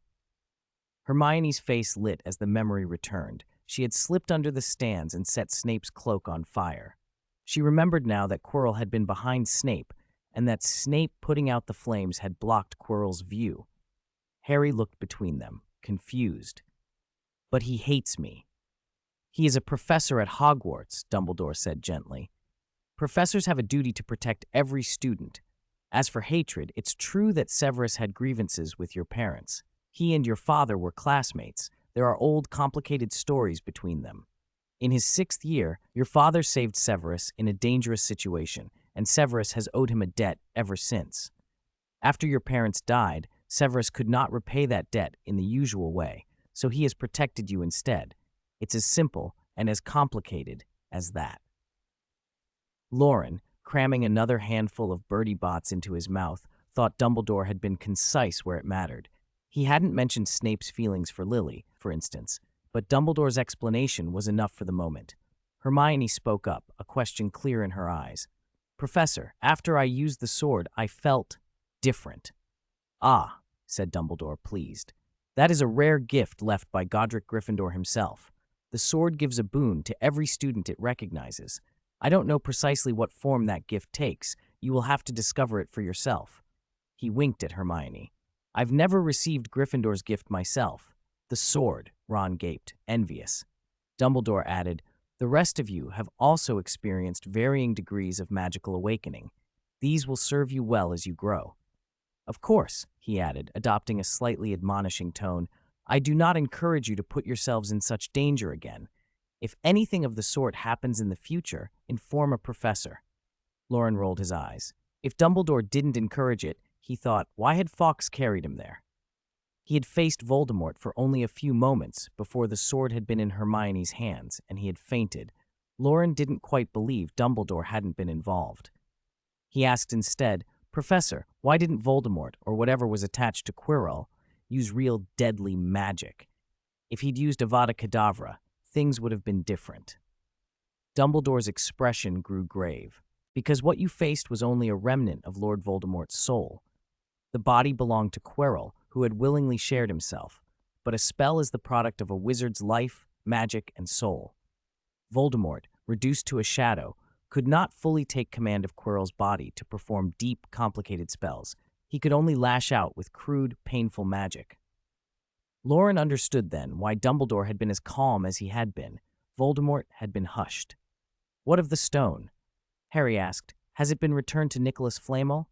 Dumbledore's face softened. "Yes, Nicholas will finish his affairs and then, like all mortals, he will die. The stone will go where it belongs. Die? Ron's voice rose. He had nearly died himself, and the idea startled him. To you it may sound strange, Dumbledore said gently, but death is not the worst thing. To many it is a final rest after a long day. To a clear mind, it is another great adventure. Besides, the Philosopher's Stone is not the marvel people make of it. With it you could buy wealth and prolong life, but humans have always used such gifts poorly. Loren looked up at Dumbledore, feeling as if the older wizard had spoken that last line directly to him. The ward fell quiet, except for the soft crunching of candy as Loren munched his every flavor beans. Hermione found the noise rude and tugged his sleeve. He glanced at her and, with a guilty smile, offered her the bag. "Eat," he said. Hermione blinked. "Eat what?" she thought, but accepted the bag with an apologetic smile in Dumbledore's direction. Loren held out another bag to Dumbledore as well. The headmaster accepted and, to Hermione's astonishment, began nibbling with pleasure on a handful of supposed cockroach-flavored beans. The image of the greatest wizard in the school happily eating such a thing shattered some genteel notion in Hermione's mind. Ron joined in, and soon the ward was noisy with the sound of students and the crinkle of candy wrappers. Harry was the only one still quiet, turning over memories in his head. Finally he asked, "Sir, Lord Voldemort, he's not gone forever, is he? He'll try to come back." Dumbledore put his beans down and sighed. "No, he has not disappeared. He is a thing without life, seeking another body to inhabit. He cannot be killed in the normal sense because he is no longer whole. He has no mercy toward enemies, and none for his followers if they fail him." Harry hesitated then, the question he'd wanted to ask for so long tightening his throat. Hagrid had been vague, others had skirted the subject. "I want to know the truth," Harry said quietly. "Voldemort said he killed my mother because she tried to stop him from killing me. Why did he want to kill me at all?" Dumbledore's face was kind but heavy. "That," he said, "is not something I can tell you yet. Not today. One day you will know. Perhaps you do not want to hear it now. When you are ready, the truth will make itself known." He went on, though gently, to explain something Harry needed to understand immediately. "When Quirrell touched you, he was harmed because your mother, by her love, used an ancient and powerful magic. That magic is not visible like a scar, but it is real. It is a protection, an enchantment born of sacrificial love. When Voldemort, or anything sharing his life, tries to touch you, that protection causes unbearable pain." Harry sat very still as Dumbledore finished, the ward settling around them in the golden light. "Get out of the hospital wing," Dumbledore called, and then, as if nothing at all had happened, he began leisurely popping cockroach clusters into his mouth, one after another. His eyes narrowed into slits. For a moment there was a look of pure enjoyment on his face. Loren, Hermione, Ron, and Harry stared at one another, then at Harry's scar. Dumbledore had said the amulet Harry's mother wore was invisible, but they still glanced toward the mark on his forehead. Harry held his hands up in front of his chest, turning them over and back again as if making sure. The thought that his mother had been with him, protecting him all along, flooded him with a strange warmth. When Dumbledore finished a box, he lingered over a dish of Bertie Bott's every flavor beans, then slipped out quietly so as not to disturb the little group's thoughts. The sun dipped lower. It wasn't until Loren had devoured a whole box of beans himself that anyone noticed Dumbledore had gone. Hermione was the first to break the silence. "Loren, I'm sorry," she said softly. "You were right. Professor Quirrell was working for the Dark Wizard. We didn't believe you." Ron and Harry echoed the apologies quickly. "Well said," Loren snorted, but he wasn't mollified. "I won't forgive you unless each of you eats 2 cockroach clusters." He produced a fresh box from the pile of sweets, broke the seal, and offered it toward Hermione, who sat closest. Hermione huffed and turned her head away, looking perfectly firm. Loren tried not to get cocky and shifted his attention to Harry and Ron, whom he figured would be easier targets. He hadn't expected Hermione to be sly. She reached into the bag and popped 2 cockroach clusters into her mouth, chewing them like a woman determined to prove a point. Seeing Loren stare, she ground her teeth and said through a forced smile, "Happy now?" Loren stepped back, a little wary. Hermione was unpredictable. He handed the box to Harry and Ron with a mock-offering look. Ron, remembering the time Loren had tricked him at Christmas into believing the secrets of magic were in those candies and had foolishly eaten box after box, scowled. "Why are you always making people eat cockroach clusters?" he grumbled then, because the past had taught him it was bearable, stuffed a handful into his mouth. Harry couldn't. He had heard of the candy, but never tried it. The sight of the red legs writhing under the chocolate made his scalp prickle. He shook his head vigorously. Ron leaped onto Harry's bed, grabbed a fistful, and tried to shove them into Harry's mouth. One refused to eat, the other insisted. The two of them wrestled, flipping and rolling on the bed. Loren, not wanting to be caught in the brawl, retreated to his own bed and exchanged a helpless look with Hermione. Eventually, Ron got the upper hand. He stuffed cockroach clusters into Harry's mouth and held his jaw shut. Harry's eyes bulged with terror as arthropod legs scraped his mouth and the small bodies tried to burrow down his throat. Only when the chocolate began to melt and give way to fruity centers did his panic ease. Ron grinned as he withdrew his hand. "Loren, I get it now. Forcing someone to eat cockroach clusters. That's great." Loren found the grin a little disturbing. On Harry's bed, the sheets were rumpled and the blankets in a tangle. He lay back with a blank face and distant eyes, swallowing the candy but feeling violated inside. After a while, he recovered enough to clamber up and try to teach Ron a lesson. One thing led to another, and they were shoving cockroach clusters into one another's mouths again. Madame Pomfrey burst into the ward in a rage. Her nurse's cap pushed back, and the pair's antics stopped at once. "No! Fighting! In the hospital wing!" she roared.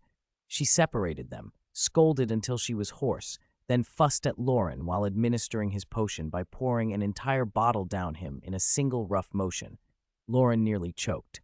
When Pomfrey's door slammed and silence settled once more, Hermione asked the question that had been nagging everyone. "Loren, when we were under the trapdoor, how did you appear next to us?" "Fawkes took me," Loren replied. He hadn't actually seen the Phoenix, but flames and instantaneous movement within the castle were things Fawkes could do. Hermione looked puzzled. If Dumbledore couldn't get back in time to deal with Lord Voldemort, Fawkes should have fetched a professor to help. Why pick you?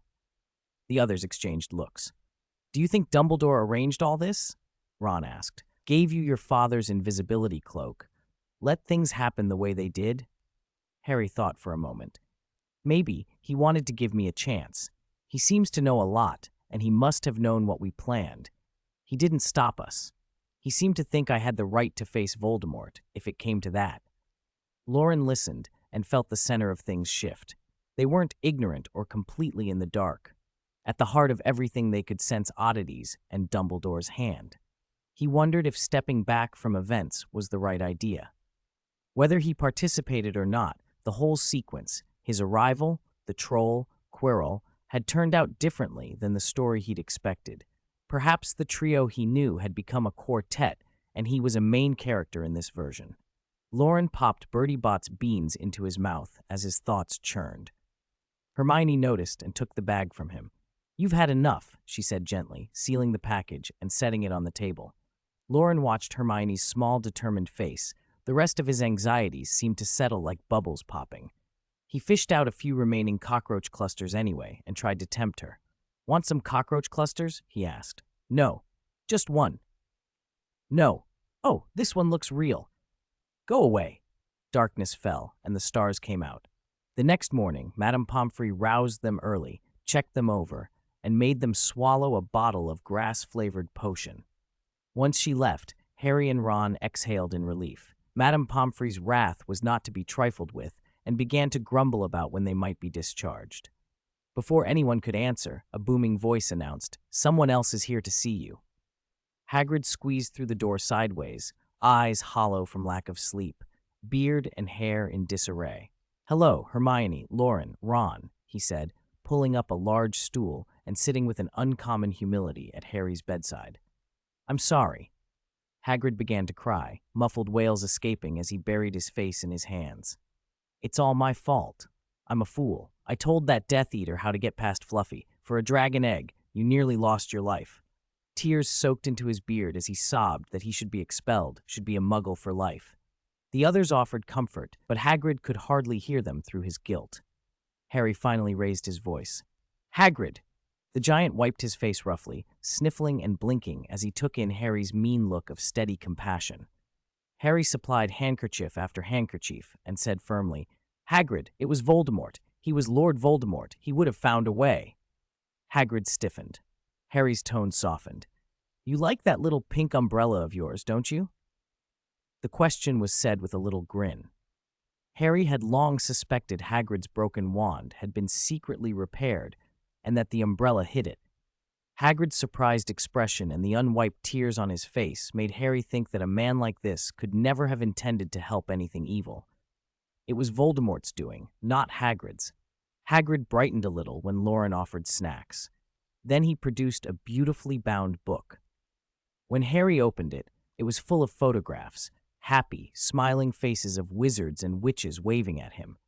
They were his mother and father. Loren said you like looking at pictures of your mum, Hagrid said shyly. I sent owls to your parents' old friends and asked for their photos. Thought you might like them. Harry was speechless. The brief, ordinary intimacy of the hospital wing came to an end. They thanked Madame Pomfrey and left. On the way from the corridor back to the Gryffindor common room, Harry and Ron bounded ahead, letting off steam by chasing and tackling one another. Loren and Hermione were locked in a heated debate over etiquette. Hermione insisted they should properly say goodbye to the staff. It was basic courtesy. Loren argued that Pomfrey was a doctor and not someone you said see you later to, so a farewell felt odd. In the end, Loren rubbed his sore arm and they moved on. They gave the password to the fat lady's portrait and slipped into the common room. Seamus Finnegan, sitting on the long bench in the middle of the room, stared, then leapt up and cheered, The champions are back! The shout spread, and a small crowd surged toward them. Before they could be swamped, Percy Weasley appeared, stern and prefect-like, and stepped in. Quiet, he said, dispersing the onrush. He shepherded Loren, Hermione, Ron, and Harry to a corner and handed them 4 sheets of parchment. This is the Hogwarts Student Holiday Conduct Code. You need to sign it and return it to me. They read it in bafflement. It was like the notices Muggle parents received before holidays, spelling out do's and don'ts. The important bit was the final paragraph, blunt and official about the legality of underage magic. Underage wizards are not permitted to use magic outside of school. If such behavior occurs, the Ministry of Magic will issue a warning, and repeated offenders may be expelled from school. The Reasonable Restriction of Underage Wizards Act, 1875, Section 3. International Confederation of Wizards Law of Secrecy, Article 13. Ministry of Magic, Misuse of Magic Office. Hermione's nose went red with indignation. She had planned to practice over the holidays and help her mother with chores using magic. All those plans were suddenly impossible. Harry's face fell too. He had thought of using magic to teach the Dursleys a lesson, but then remembered, with a little cheer, that he would be staying with Sirius Black for the holidays and probably wouldn't be seeing the Dursleys at all. 112. Trace Silk. Loren stared at the parchment, lost in thought. What had looked like ordinary paper now seemed different. The surface gave off a misty glow, and the writing shimmered with faint magical patterns. It was a magical contract. For a young witch or wizard to sign it was to enter into that contract, and the contract's clauses would take effect. One party was the young witch or wizard, the other was the Ministry of Magic. According to the terms, once signed, the ministry could detect charms cast in the young person's vicinity, where and when the magic had been used. The idea of being watched unsettled Loren. Even if he did nothing wrong, he did not like the thought of constant monitoring. Don't worry about it, Ron said casually as he signed the bottom of the page. George and I've been messing around with magic on holidays forever. They've never expelled us. That's because Mum's an adult witch at home, Percy explained. The ministry can't tell whether it's a child or an adult casting a spell, so they don't send a warning letter. Percy's expression made it clear he feared they might refuse to sign and break the ministry's rules. Loren and Hermione exchanged a quick look, neither wanting to make a scene. They were the last to sign, and with Percy watching, it was awkward to delay. One after another, Harry, Hermione, and Loren put their names on the paper. As Loren finished the last letter, his magical sight flickered on. He saw a thin wisp of golden light peel away from the contract's misty glow, travel around his arm, and curl around his middle finger until it dimmed. Glancing up, he saw the same thing happening to the others, a tiny trace of light attached to a finger, faint and almost concealed beneath each child's own magical aura. Percy neatly folded the parchment and smiled. "All right, champions, enjoy your victory." Seamus and the others surged forward with questions. Loren deflected them with a few words, then steered Hermione out of the crowd, leaving Ron to bask in the cheers and Harry to deal with the attention. Ron picked and embellished the most exciting bits, getting occasional shouts from the younger students. Loren glanced back at the gathering and said, "Harry looks so pathetic." Hermione flushed and subtly withdrew her hand. "I need to go pack my things and take a shower. I'll see you at lunch." She hurried off, head down. Loren watched her go, perplexed by her sudden haste, and then made his way back to the dormitory. The end-of-term feast was the next night, and they'd been delayed by the hospital wing for too long. Hermione had to pack and organize her books. Loren's mind kept coming back to the contract and the trace. Its function was odd. After signing, any magic used in the area by another creature could be detected by the trace and counted as the young person breaking the rules, triggering a warning letter. In the original story, when Dobby the house elf used magic near Harry, Harry received a ministry warning. When Harry lashed out without a wand and caused damage at his aunt's, the ministry detected the surge and sent a warning. The trace did not detect who had cast a spell. It detected magical fluctuations in the environment and used those as evidence of a young person's misbehavior. Yet when an adult wizard was nearby, the ministry often didn't send a warning, or at least in practice, they would not act. Something about it felt wrong. In the dormitory, Loren pulled back the curtains and climbed into his bed. Even after days away, it was neat and dust-free.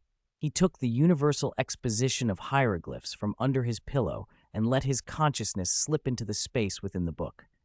"Flamel, do you know about the trace?" he asked. Flamel's expression was confident. After a moment, he replied, "The trace is a magic dug out of old papers. The ministry's use of it has many loopholes, both legal and technical." From Flamel's narration, Loren learned how the trace had come to be. From the 15th century onward, Muggle persecution of witches and wizards spread across Europe. Imprisonment, executions by burning or beheading. Some wizards courtly and stubbornly sought death. Wendelin the Seer, for instance, repeatedly allowed herself to be captured and burned 47 times. Others, like Lisette de Lapin in 1422, could still escape with magic after being seized. But as the conflict intensified, many were not so fortunate. Sir Nicholas de Mimsy Porpington, the nearly headless Nick, had his wand taken and was locked in a dungeon, unable to use magic to escape an execution. The fighting became fierce. Adult wizards sometimes paid with their lives. Children were even more vulnerable, unable to control their magic, and thus attracting the attention of Muggle hunters.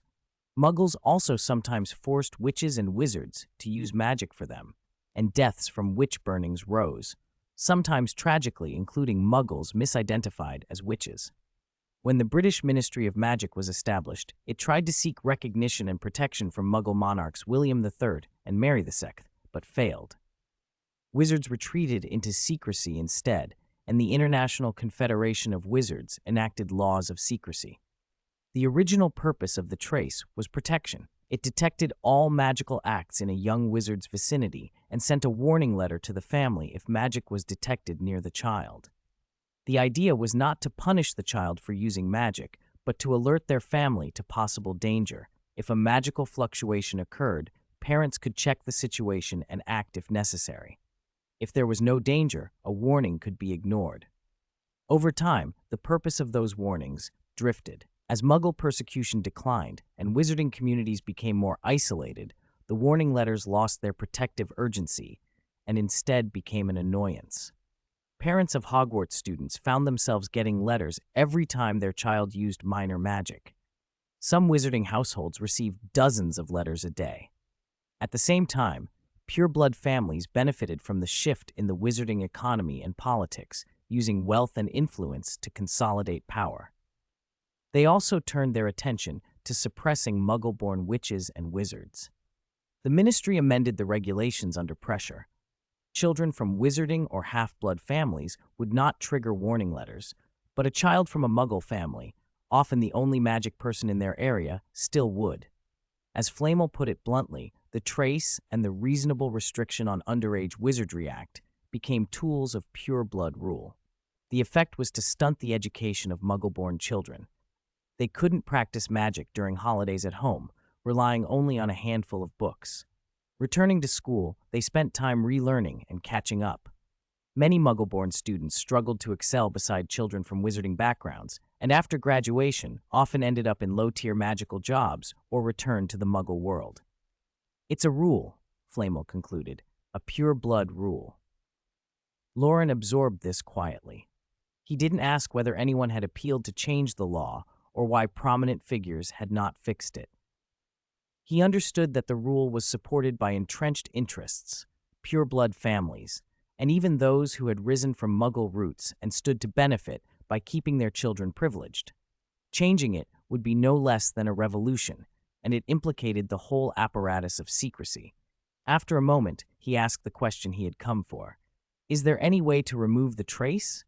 Flamel smiled, almost indulgent. That's why I said the trace is magic taken from old papers.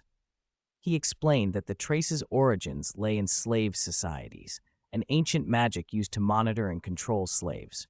Once slavery fell, the magic became little more than a relic on paper. When the secrecy laws were formed, some scholars rediscovered it, but its origin was so ancient, the principles were poorly understood. They bound the trace to magical contracts and created the hybrid law that remains. From a technical standpoint, undoing the trace would be enormous work. The contract aspects made it even more complex. But in practice, the trace was simply a magically sensitive presence in the environment. The simplest way to remove it was to wash it away with magic. If a young wizard continually used their own magic, that flow would gradually erode the trace. If it happened naturally, without purposeful interference, it would take years. A typical Hogwarts student's magic grows with age. By about 17, the maturing, stronger magic usually clears the trace. That is why the ministry claims young witches and wizards are no longer monitored when they come of age. Not that monitoring stops, but that the trace can't register them anymore. Is there a faster way? Loren asked. Flamel's grin broadened. Of course. Shall I remind you of the most powerful magical source in the world? The Philosopher's Stone, Loren blurted. He leapt from the bed and went straight to the headmaster's office. He had something else to discuss with Dumbledore anyway. Passing through the common room, Ron was still telling the story about using chess pieces against Quirrell, while fewer younger students lingered now. Harry sat nearby, shifting awkwardly, clearly uncomfortable with the attention. At the headmaster's office, Loren announced, "Headmaster Dumbledore, I'm here for my Philosopher's Stone," and sat down as if expecting it to be handed over. Dumbledore looked up from the school's annual financial reports and smiled. "Oh, I think it's the Philosopher's Stone I borrowed from Nicholas Flamel. Hardly yours, is it?" "Just give it to me anyway," Loren said. Dumbledore set the papers aside, opened a small drawer, and took out a red, translucent crystal. He handed it to Loren. The stone pulsed with a brilliance that made Loren's eyes water. It was like holding a tiny sun. He turned his head and covered his eyes, but the light had already flashed through. Pain seared across his vision. Everything went white, swollen, and bright. Tears streamed down his face. Dumbledore looked both amused and slightly exasperated at the greedy young wizard who had learned his lesson the hard way. He tapped Loren's temple with his wand. A cool sensation soothed Loren's eyeballs. The throbbing pain eased, and his sight returned. He kept his head averted, trembling a little. If he'd been on his own, he might have been blinded. "All right, you can look now," Dumbledore said kindly. Loren turned his head slowly, avoiding Dumbledore's eyes, and peered at the stone from the corner of his vision. "No," he said. "I won't look. I don't deserve to take it even if I did." Dumbledore studied him. "This peculiar sight is a talent. You must learn to control it, not simply endure it." Loren blinked. "How can I control what my eyes see? I can't choose." "Magical sight and ordinary sight are different dimensions," Dumbledore said. "You can learn to guide how your perception takes in that information. If you can shape it, the brilliance of the Philosopher's Stone could become a gentler sight to you.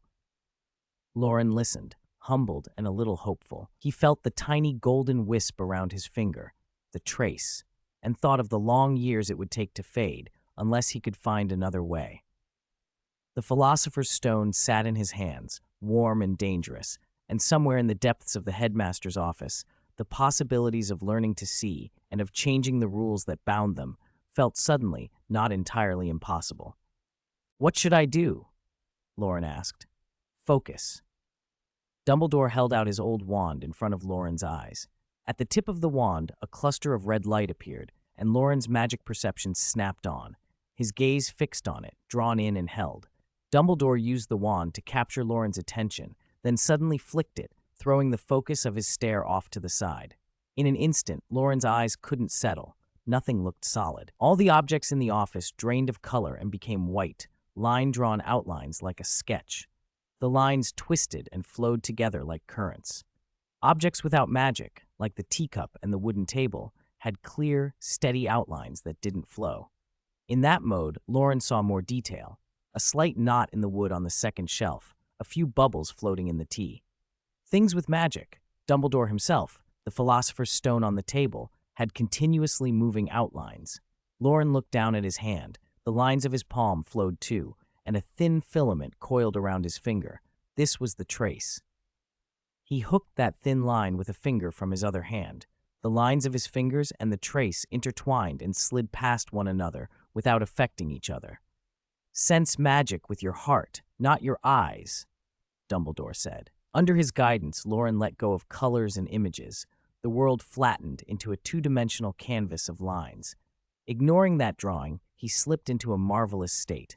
Every magical object in the office emitted its presence, and each presence felt different. The strongest were Dumbledore and the Philosopher's Stone. Dumbledore's magic was active and lively, like a volcano. The stone contained more power, but was stable and quiet, like a dead star. It wasn't sight or sound. It was another kind of knowing that he simply felt. Dumbledore set his wand down on the table. The wood made a soft click against the wood. As the sound rang, the white lines collapsed, color returned, and Loren came out of that state. "Remember this feeling," Dumbledore said, smiling gently. Loren still felt the afterglow.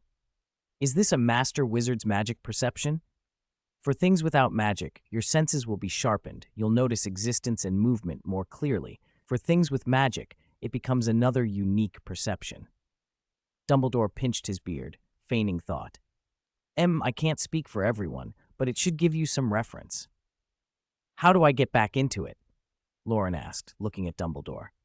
"When your vision is activated, calm your mind, recall the feeling from just now, and feel the world with your heart," Dumbledore replied. Loren nodded, trying to hold the sensation in his mind. Dumbledore watched him for a moment, then picked up the papers on the table and began to read. Silence settled over the office again, an old man and a boy, each absorbed in his own business. Time passed until Dumbledore finished the last page, signed with a quill, and spoke. "So," he said, "can you tell me now why you came to ask about the Philosopher's Stone? What do you intend to do with it?" Loren startled out of his reverie. "Oh, the parchment Percy signed for us is a bit different. I have a peculiar pair of eyes, you know, and it's not just about keeping the statute of secrecy." As he spoke, he held out his hand to show Dumbledore the trace wrapped around his finger. He was certain the headmaster could see it. Dumbledore didn't stare at the young hand. He looked at Loren's face and eyes, trying to read something deeper in his expression. Loren showed none, only casually wiggled his fair fingers. "The book Nicholas Flamel gave me says I can use magic to wash away the trace," Loren added. Dumbledore said nothing at first. He closed the financial reports and pushed them aside, studying Loren. "I'd like to know your thoughts on the trace and on the reasonable restriction of Underage Wizardry Act." Coming all the way here to ask about the stone indicated Loren already understood the trace. His earlier remark showed he grasped its implications and the effects of the act. At Nicholas Flamel's home in Devon, Flamel had handed Loren the picture in front of Dumbledore. Even if the headmaster didn't know Flamel personally, the portrait carried centuries of knowledge and instructions. Dumbledore suspected that much, at least. "I'm only a child. What opinions could I have? Loren grumbled.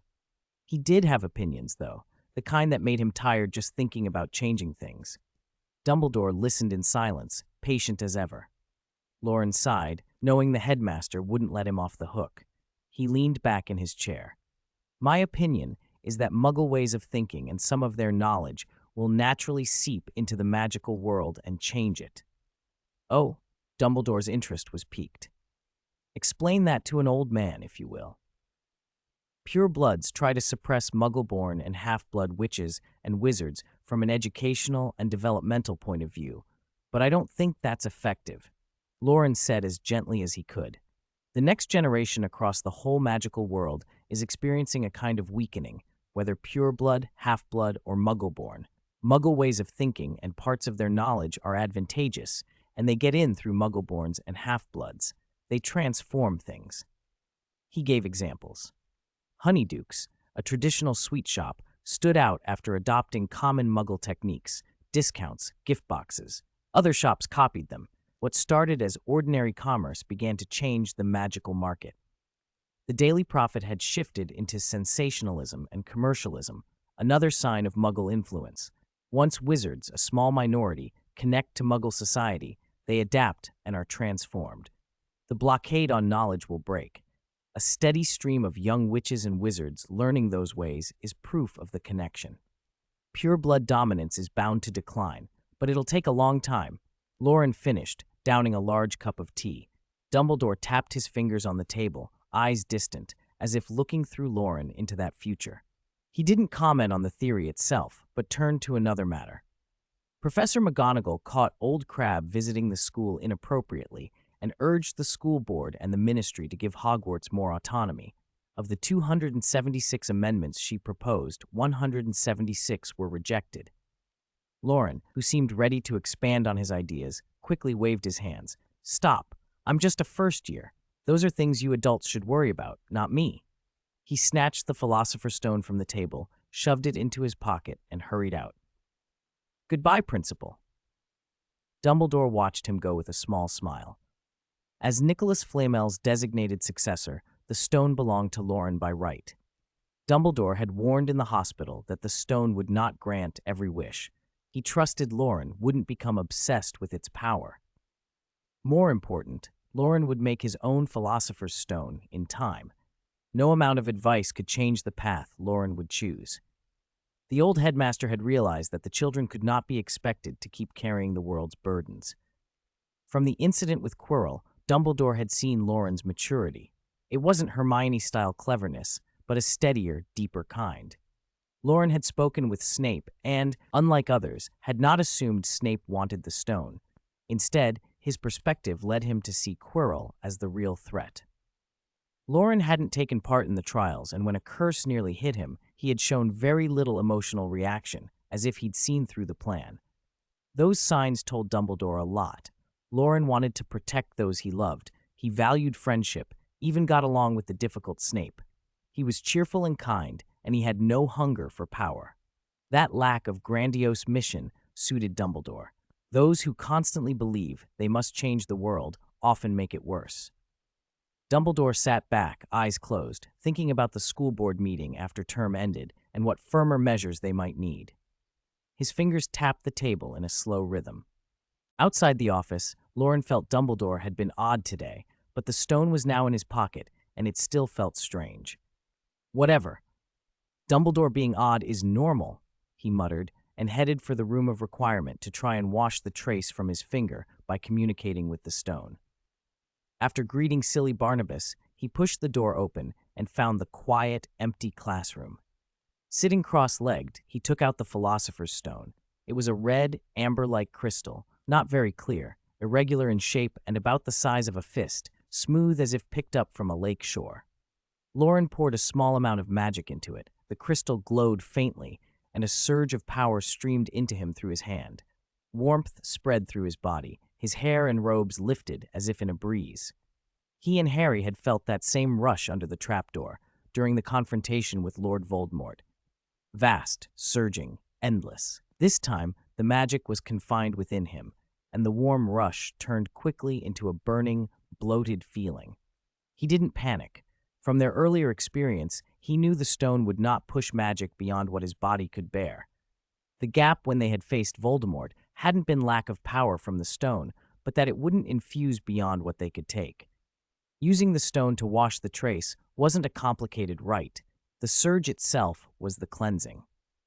He only didn't know how long it would take. Loren closed his eyes and called back the headmaster's lesson. The classroom's colors drained away. The walls became white, twisting lines. He looked at his fingertips and saw the trace's white filament wrapped around them. Then it dissolved and vanished. What would normally take a young wizard 7 or more years of natural maturation happened in an instant through contact with the stone. He let his right hand fall, and the stone hit the floor. The flow of magic ceased. The burning, swollen sensation lingered, so he gripped his wand and let the magic within him settle. He breathed out slowly and stared at the stone on the floor. The Philosopher's Stone was not only an endless font of power, but also the embodiment of its refiner's thought. In that brief, direct communication, Loren felt Nicholas Flamel's will in it, a sagacity born of long experience, a wariness with the world, and a longing for death.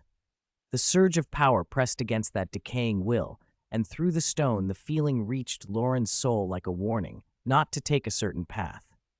Loren picked the stone up and slid it back into his pocket. Light-footed and elated that the trace was gone, he walked toward the Gryffindor common room. Dumbledore, Nicholas Flamel, always thinking for me. Do they even get to choose my path? Honestly, he muttered, his words scattering down the corridor. 114. Gryffindor's Gift. The Great Hall was noisier than usual. With no formal classes, the younger students didn't have to wear their magical robes, and most of them dressed casually. The difference was obvious. Children from Muggle families wore short-sleeved shirts and jeans in vivid styles and patterns, while many from wizarding families, except for a few wealthy purebloods, favored plainer, single-toned clothes. At the Gryffindor table, Angelina Johnson and Alicia Spinnet, 2 chasers, were clustered around a brightly dressed young witch. "Listen," Angelina was saying, clasping the girl's hand, "we'll do your transfiguration homework all next term if you give us one pleated skirt." Alicia chimed in, "But not white or black, red. The redder, the better." Similar bargaining went on at other tables. Hermione had gone back to the dormitory to pack and changed out of her robes. She wore a plain white cotton tee under a slightly oversized lightweight shirt and a knee-length skirt with long socks. If it weren't for her perpetually untidy, thick brown curls, other girls might have asked her to pick up things for them. She still worried that she couldn't perform magic during the holidays. It weighed on her, and her expression was low. Loren nudged her and asked, "Is red really that nice?" Hermione only rolled her eyes and said nothing. Ron, in exaggerated tones of gossip, said, "My dad says you muggles enslave creatures called production lines to weave clothes all day." Normally, Hermione would have corrected him, but she didn't. She sat there nibbling on a piece of bread she'd been eating for what felt like half an hour. Loren leaned close and whispered something into her ear. Almost immediately, Hermione brightened. She stuffed the bread into her mouth, chewed fast, and swallowed. I'm done. Let's go." She mumbled, cheeks puffed. Loren resumed eating as if nothing had happened, tearing the bread into strips and chewing them with exaggerated slowness. 15 chews a strip, 3 bites to swallow. He intended to take his own half hour. Hermione's impatience built as Loren methodically ate. She clenched her fists, then relaxed as if fighting herself. Loren looked up and grinned. "Breaking the trace isn't easy," he said. Hermione's tension melted away. Soon the two of them were in the room of requirement. Loren produced the Philosopher's Stone, and with it, washed the trace off Hermione. In the abandoned classroom the room provided, Hermione held her wand and felt the magic in her steadied. She had been bewildered ever since Loren had pulled the stone from his pocket. "Why do you have the Philosopher's Stone?" she asked, dazed. She still couldn't quite reconcile that the object many wizards coveted, even Voldemort had infiltrated Hogwarts for it, was in Loren's hands. "I asked Dumbledore for it, and he let me use it," Loren said casually. Hermione's mind raced. So Voldemort and Quirrell hadn't simply asked Dumbledore directly? She sat with that puzzle a moment, then diverted her attention. "Is that what you meant by not easy?" Loren nodded. He'd meant that eating had been time-consuming. Hermione gave him a look. "It really isn't easy," he agreed. Hermione pursed her lips, then brightened with a new purpose. "Our magic's improved. Let's duel and see." "Are you trying to humiliate me?" Loren asked with a laugh. Hermione's duel rating had been stuck at 22 for ages, and Loren didn't expect a real challenge. Still, he watched her closely. As they faced each other, wands held awkwardly to their chests, Hermione suddenly moved with a speed he didn't think possible. She closed the distance in a heartbeat, grabbed his arm, twisted it behind his back, and pinned him to his shoulder. "Ow! Ow!" Loren called, feeling like his arm might snap.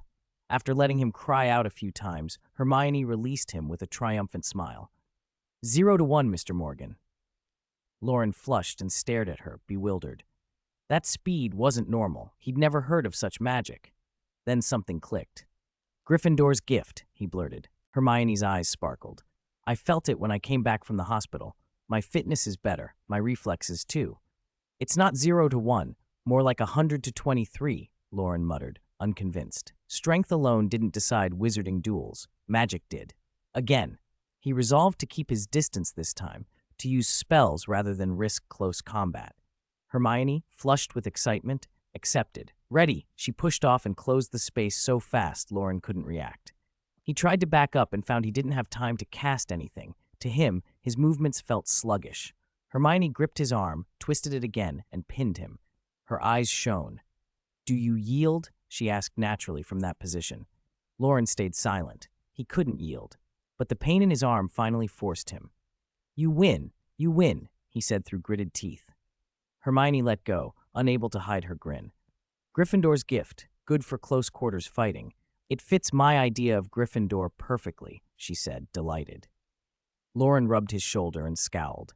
He couldn't use anything like Sectum Sempra in friendly sparring, and he'd been unable to create distance. If they dueled in the open, he could have carpeted the ground with fire to keep her back, or, once he learned apparition, teleported away and countered. He thought of Harry and the sword in the old stories. Harry was recognized by the sword and had used it to fight the basilisk. Why hadn't Gryffindor's gift made Harry as physically formidable as Hermione? He fell into thought. He would try holding that sword himself someday. Hermione didn't care about Loren's musing. She had work to do. She dragged him back into the room of requirement proper. "There are a lot of charms practice notes here," she said. "I'm going to take some and learn higher-level charms over the holidays." The room was full of piled books, dust-covered furniture, and odd armor and metalware. Loren grimaced at the dust, but Hermione dove in eagerly, sorting through texts. Useful books were piled one way, the less useful another. Dust flew. The white of Hermione's knee-high socks turned yellow, and soon her cheeks were speckled with grime like a little tabby, but she didn't mind. She piled the books efficiently, determined to help any younger students who wanted to study. "You can't read all of this in one holiday," Loren said, watching her. Hermione wiped her face with the back of her hand and grinned. "Lots of older Ravenclaws exchange notes with me. They complain they can't practice magic over the holidays, and Flourish and Blots is too expensive. I can't offer them the stone or take away the trace, but I can find books for them to learn theory." Loren looked at the small, dusty girl and felt something like pride. He was a Muggle-born, too. He knew how much work and perseverance it took to change things. From the start, when Flamel had mentioned the trace, Loren had suspected people like Hermione would change unfair rules.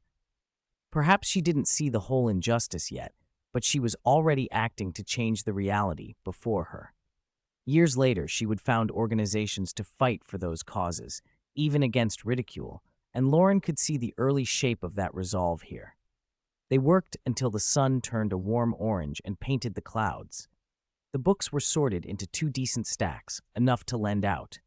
They planned to pack them into Loren's trunk the next day for Muggle-born students who wanted to study. They left the room of requirement side by side. Hermione's face was dirty and glowing with triumph. "Heh!" she laughed. "Total victory. Twice!" "Why are you only just happy now?" Loren asked. "Because I am," she said, and skipped ahead, her brown curls bouncing like flowers. Outside, birds and insects sang of summer. That night, Loren lay in bed staring at moonlight through the curtains. His roommates chatted below. Ron had finally finished an exaggerated tale about intercepting and badly injuring Quirrell, building himself up for later battles. Seamus told Harry some bad news. While Harry had been in the hospital, he'd missed the last Quidditch match. Gryffindor, without their seeker, lost, and Ravenclaw, who had no chance at the start, ended up taking the win. Ravenclaw's victory had earned them 150 House Cup points. Hufflepuff had taken the lead earlier, and with the Quidditch points, Ravenclaw secured the cup. Harry, you don't know. Hufflepuff hates you now, but Ravenclaw are praising you, Seamus said impertinently. Harry only thought miserably about what might have been. If Gryffindor had earned that 150 points, they would have overtaken Ravenclaw. They'd lost 120 points for those night excursions, and the math stung. At least Slytherin hadn't won, Ron said brightly. No green decorations at the end-of-year feast. Loren, meanwhile, had taken up a small linen bag and was sketching the alchemical array for an undetectable extension charm on its inside. He wanted to make Hermione a gift before the holidays. The linen's soft, wrinkled surface made the precise work difficult. Unicorn hair ink kept smudging or breaking the lines. It wasn't the material's fault. There was no shortcut, just practice. Compared to the hard leather bottom of a trunk he'd practiced on before, the linen demanded more finesse. His eyes blurred from concentration. Just before dawn, after countless attempts, he finally completed a double-ring base for the array. The rest should be faster. He could finish it before the holidays. They rose and tidied up, then headed to breakfast. As they left the common room, Harry, who had been standing nearby, tried to hide behind Neville's tall frame. But from a distance, a tall, dark-haired boy waved and shouted at the top of his lungs, "Harry Potter, the savior of Ravenclaw." Roger Davies, a Ravenclaw chaser, plastered a grin on his face and cheered. To many, Ravenclaw was a house of bookish types, not players. Their Quidditch team was not considered particularly strong compared to Gryffindor.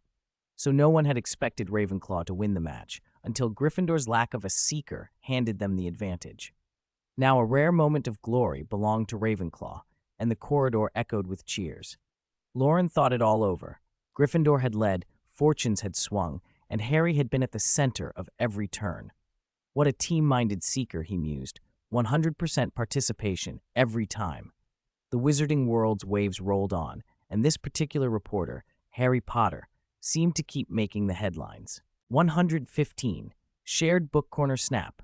Loren snapped the lid shut on the suitcase full of books Hermione planned to lend out. They were all teaching materials, classic examples, essential charm practice points, and more. This was only part of what Hermione had sorted. The room of requirement held theoretical manuscripts, notes, and specialized treatises by wizards that she hadn't brought. Moving books was hard work. Loren sighed and asked, "How do you plan to lend them?" You can't exactly take books out of a suitcase in front of everyone. The undetectable extension charm was illegal after all, so they couldn't use it openly, and with such a quantity, the books would be difficult to store. Hermione had thought it through. "I'll talk to Professor McGonagall and Madame Pince and arrange a new shelf for books that can be checked out from the library. We'll lend them like ordinary library books." "How will you explain where they came from?" Loren asked. The pile was too large for two young wizards from Muggle families to own. It wasn't wise to expose the room of requirement directly. Just tell them the source is confidential. Explain to Professor McGonagall that it's for students who are serious about their studies, and she'll agree. Hermione sounded confident. McGonagall was a head of house who cared about her students. "Tonight, I'll quietly put the books in the library." Loren hefted the suitcase, pleased with how light it felt thanks to his weight-reducing runic array. "All right, let's go to the library." Hermione plucked a few more notebooks from the pile. She planned to spend the holiday practicing charms. "Which ones are you learning this break?" Loren carried the suitcase as they left the room of requirement and headed to the library. Compared with the first days after their acceptance letters, when they worried about mispronouncing a charm and conjuring a wild ox, they were less anxious now. Incidents like that made it into textbooks, and the professors loved to repeat them to warn new students. Mainly second-year spells, the engorgement charm, the freezing charm, and a general counterspell, Hermione said, then brightened. I also want to go camping with my parents, so I might not get through everything. She glanced at Loren. Remember? My mother invited you to visit our house. When are you coming? Loren started calculating his holiday schedule. He probably couldn't go home right after term. He wanted to try reversing Nagini with the Philosopher's Stone. He had no idea how, but he had the stone, so he had to try. Maybe he should ask Flamel. After that, he'd catch the Hogwarts Express home. As for visiting his grandfather, Grandpa Bates was still away. His last letter said he was traveling with an old friend and hadn't returned, so the ranch cabin would likely be empty. So much for visiting. I'm not sure. I'll make it a surprise, he said. If you lie to me... Hermione balled her small fist and poked her lip out in mock menace. Loren decided he ought to put apparition practice on his to-do list. Learning instant teleportation felt urgent. They reached the library. It was empty. Exams were over, there were no classes, and nobody was lounging there for fun. Ravenclaws preferred to borrow books and read quietly elsewhere. Looks like I can unload them now, Loren said. Hermione tugged his sleeve and pointed.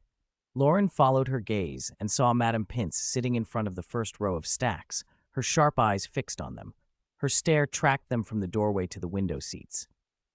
Loren looked away. There was something a little forlorn about the way Madame Pince watched them. Must be dreary to guard an empty library alone. Hermione planned to stay and read.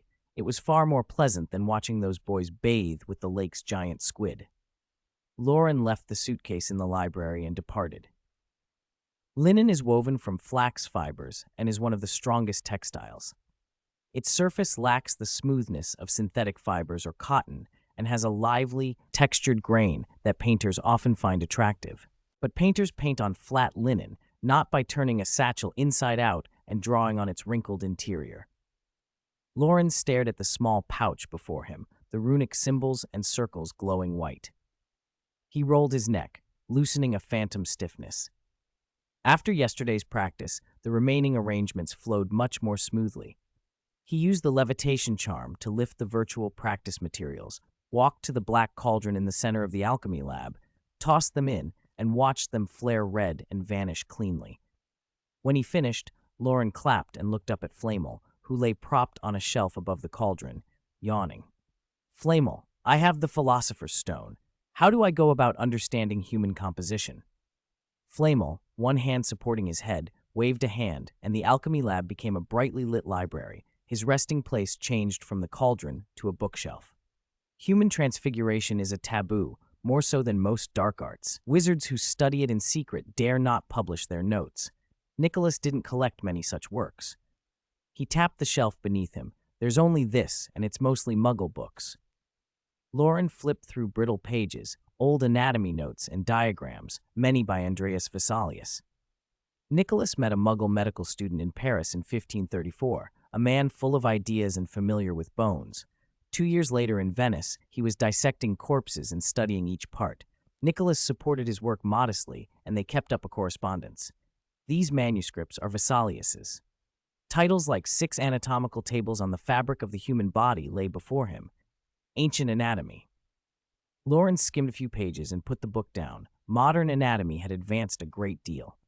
If Flamel only had this, he might be better off attending a Muggle medical school than reading outdated texts himself. Flamel continued, Nicholas thought that unlocking the secrets of wizarding magic would follow a similar path. But the magical world is smaller and more narrow-minded than the Muggle one. Even as a master alchemist, saying so would have branded him a dangerous dark wizard, so he stopped. You'll have to walk that path eventually. Have you thought it through? Flamel's look was strange, urgent, almost pleading. Loren didn't care about the magical world's narrowness. Of course, he said, grinning. Dinner in the Great Hall. Harry Potter, hailed in whispers as Hufflepuff's savior, picked mechanically at his food, looking hollow-eyed. Earlier that day, Dumbledore had found him and, in a rare moment without riddles, explained why he had to remain with the Dursleys. Your mother left a protection on you that survives through blood relations, Dumbledore had said gently. The charm's power had protected him from Voldemort. As Dumbledore argued, that was why Harry had to live with his relatives. Harry wasn't angry, just irritated. He wasn't even looking forward to the end-of-year feast the next day. Loren and Hermione sat beside him. Halfway through the meal, Loren asked, "What's your favorite color?" Lavender," Hermione answered without looking up. "Oh." Loren's curiosity died away. He had been teasing about McGonagall. Hermione barely registered it. Her mind was on the books. She ate, then glanced at Professor McGonagall at the high table. "Is Professor McGonagall that appealing?" Loren muttered. Hermione rolled her eyes. "I'll go find Professor McGonagall and Madame Pince. You go to the library and unload the suitcase. The sooner the better." Loren nodded. He knew the night library well. Summer nights always seemed a little quieter, perhaps because the insects were so loud the castle felt empty. Loren pushed the library door open. Its creak sounded loud in the dark. He took an oil lamp from a shelf and lit it. The suitcase sat in the same window-side spot as before, easy to see. Loren tilted it, and the books tumbled out with a soft rustle. A messy mountain of volumes formed on the table. Loren frowned. Madame Pince would scold him if she saw dust and disorder. He remembered Professor Flitwick's exam about making a pineapple dance and had an idea. With his wand like a conductor's baton, he traced graceful arcs. The piled books seemed to come alive, standing, shaking their corners, hopping, then lying down in coordinated rows. Smaller books nestled into gaps beside larger ones. When the stacks became too tall, the remaining books took a running leap and landed neatly on top. Soon the chaos had become orderly rows. A faint smile appeared on Loren's face. His control had improved markedly since the Quirrell incident. Frequent rune work had honed his fine motor magic. "Books will help some students," Hermione's soft voice said outside the door. The door creaked open. "Loren has already moved the books," she added, and Professor McGonagall and Madame Pince stepped inside, seeing Loren holding the oil lamp. "Good evening, Professor McGonagall, Madame Pince," Loren greeted. Madame Pince's face darkened at the sight of dust on the floor. She hurried to the stacks and began to examine the books. McGonagall scrutinized Loren, but he smiled and said nothing. Then she turned to the pile. Madame Pince's gloom eased as she flipped through the books, categorizing them in her head. "I still want to know where these came from," McGonagall began slowly. Hermione stiffened. "Professor McGonagall, we agreed to keep it confidential." "If there were a dozen, I wouldn't ask," McGonagall said, "but this is far too many." She saw Hermione's panic and went on. "The Board of Governors might use this to audit the school." It was true. McGonagall had been pressing the governors for reforms and wouldn't give them a pretext to retaliate. Every donation required a recorded source. Otherwise, the board could hang this over the school until next year, or indefinitely. Hermione was at a loss for words. Her eyes shone with urgency. Loren stepped forward and placed a calming hand on her shoulder. "Don't worry, Professor McGonagall," he said. "Headmaster Dumbledore knows where the books came from. He will provide a proper explanation." McGonagall pursed her lips, cast a glance at the old volumes, and after a moment nodded. Madame Pince, however, could not hide her displeasure about the arrangement. "They've been laid out by size only. Whoever did this couldn't distinguish a subject from a title." Her expression shifted from irritation to delight. With a flick of her wand, several wooden planks flew from somewhere deep in the library and assembled into a bookshelf. The books opened like wings and lifted themselves, fluttering toward the new shelves, arranging by subject as they settled in their places. In minutes, a neat new bookcase stood before them. McGonagall surveyed it and relaxed. "I'll have the prefects announce that any students interested in borrowing these books may register at the library and check them out over the next 2 days. You need to make sure you explain this clearly to Headmaster Dumbledore as soon as possible," she added. 116. Year-end party. Reckoning. Hard reckoning. Night. The headmaster's office. Hermione and Professor McGonagall are currently in the library discussing some specific regulations, and that's how it stands. Loren sank back in his chair, looking exhausted. He told Dumbledore in detail about clearing books from the room of requirement and setting up the book corner. Dumbledore smiled. "I've looked through some of those manuscripts and volumes many times, but never thought to use them to help students who want to learn." "Loren, you have a generous heart." Loren held up a hand, palm out. "Stop! This was Hermione's idea. Don't flatter me." Dumbledore didn't mind the flippant tone. His half-moon spectacles flashed as his eyes crinkled in a smile. Miss Granger has a heart of gold as well. Most people, when they find a treasure, tend to hoard it rather than share. It's a little unfair to her, Loren muttered. I might have to put in the report that a friend of mine donated the books. He didn't care about credits, and he figured Hermione wouldn't either. He moved on to another matter. Do you want me to remove Harry's trace? He's really unhappy about going back to the Dursleys for the holidays. Dumbledore's smile faded. The Dursleys. He murmured the name, and his eyes deepened. When I sent Harry to live with his aunt, I enclosed a letter explaining everything about Lord Voldemort. They still took him in. It was a great risk, and I believe they feel some sense of family for him. His tone grew firmer. Keep the trace. I hope Harry will come to understand the true meaning of family. All right, Loren nodded. He wasn't convinced the Dursleys cared much, but when the headmaster made a decision, he wouldn't interfere. The next morning, each common room found a new notice pinned to the notice board. Notice, dear students, we hope you have had a year full of magic and wonder.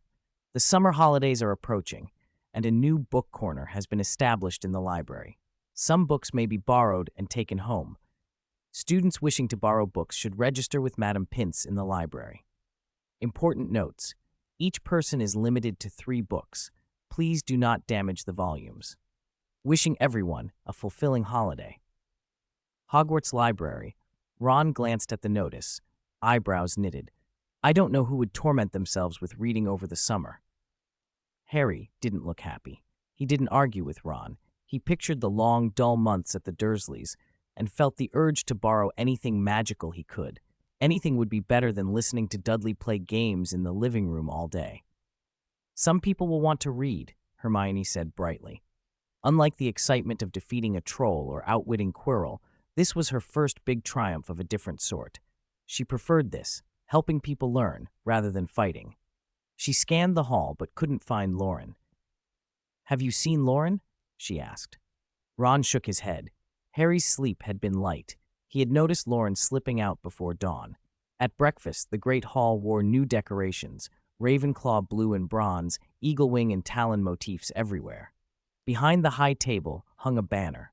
Wit beyond measure is man's greatest treasure, flanked by 2 spread-winged eagles. The decorations celebrated Ravenclaw's victory in the House Cup and the end-of-year feast that evening. Harry pushed his food around his plate. Just a little more, and the cup could have been Gryffindor's. Ron, mouth full, tried to cheer him. Cheer up, Harry. At least the champion isn't Slytherin. Most of Gryffindor, and even Hufflepuff, felt the same. Ending Slytherin's 6-year streak was reason to be glad. After breakfast, Hermione went to the library. It was much busier than the day before, students streaming in to borrow books, some accompanying friends. Hermione noticed a familiar figure, the Muggle-born girl Angelina, the one she'd helped earlier with a dress. Angelina stood in front of the new shelves, bright and nervous. The books looked old and worn, and her pretty brows drew together. After a long look, she chose one that was only slightly tattered and began to read. She found notes inside, her eyes lighting up. Quickly, she picked 2 more and went to Madam Pince to register. A long, cheerful queue formed at the desk. Hermione sat by the window and watched Angelina and the others choose books. She didn't know their contents, but seeing them so pleased filled her with a warm, new joy. She wanted to tell Loren right away. She left the library and ran into him just as he was about to enter. Hermione grabbed his hand and pulled him to the window seat, pointing to the borrowing line. You should see this. So many students are borrowing books, and they look so happy. Loren, nervous and a little awkward, held out a small pouch woven from purple linen. I meant to put beads and sequins on it, but I couldn't get it that refined. Hermione's eyes widened. She turned the pouch over in her hands. Undetectable extension charm? It holds 13 cubic yards, about 10 cubic meters, Loren said softly. And if you mention the Ministry of Magic, I'll stuff you in and throw you in the lake. They both laughed. The charm was much larger than the first makes he had made. His rune work and the extension charms were improving.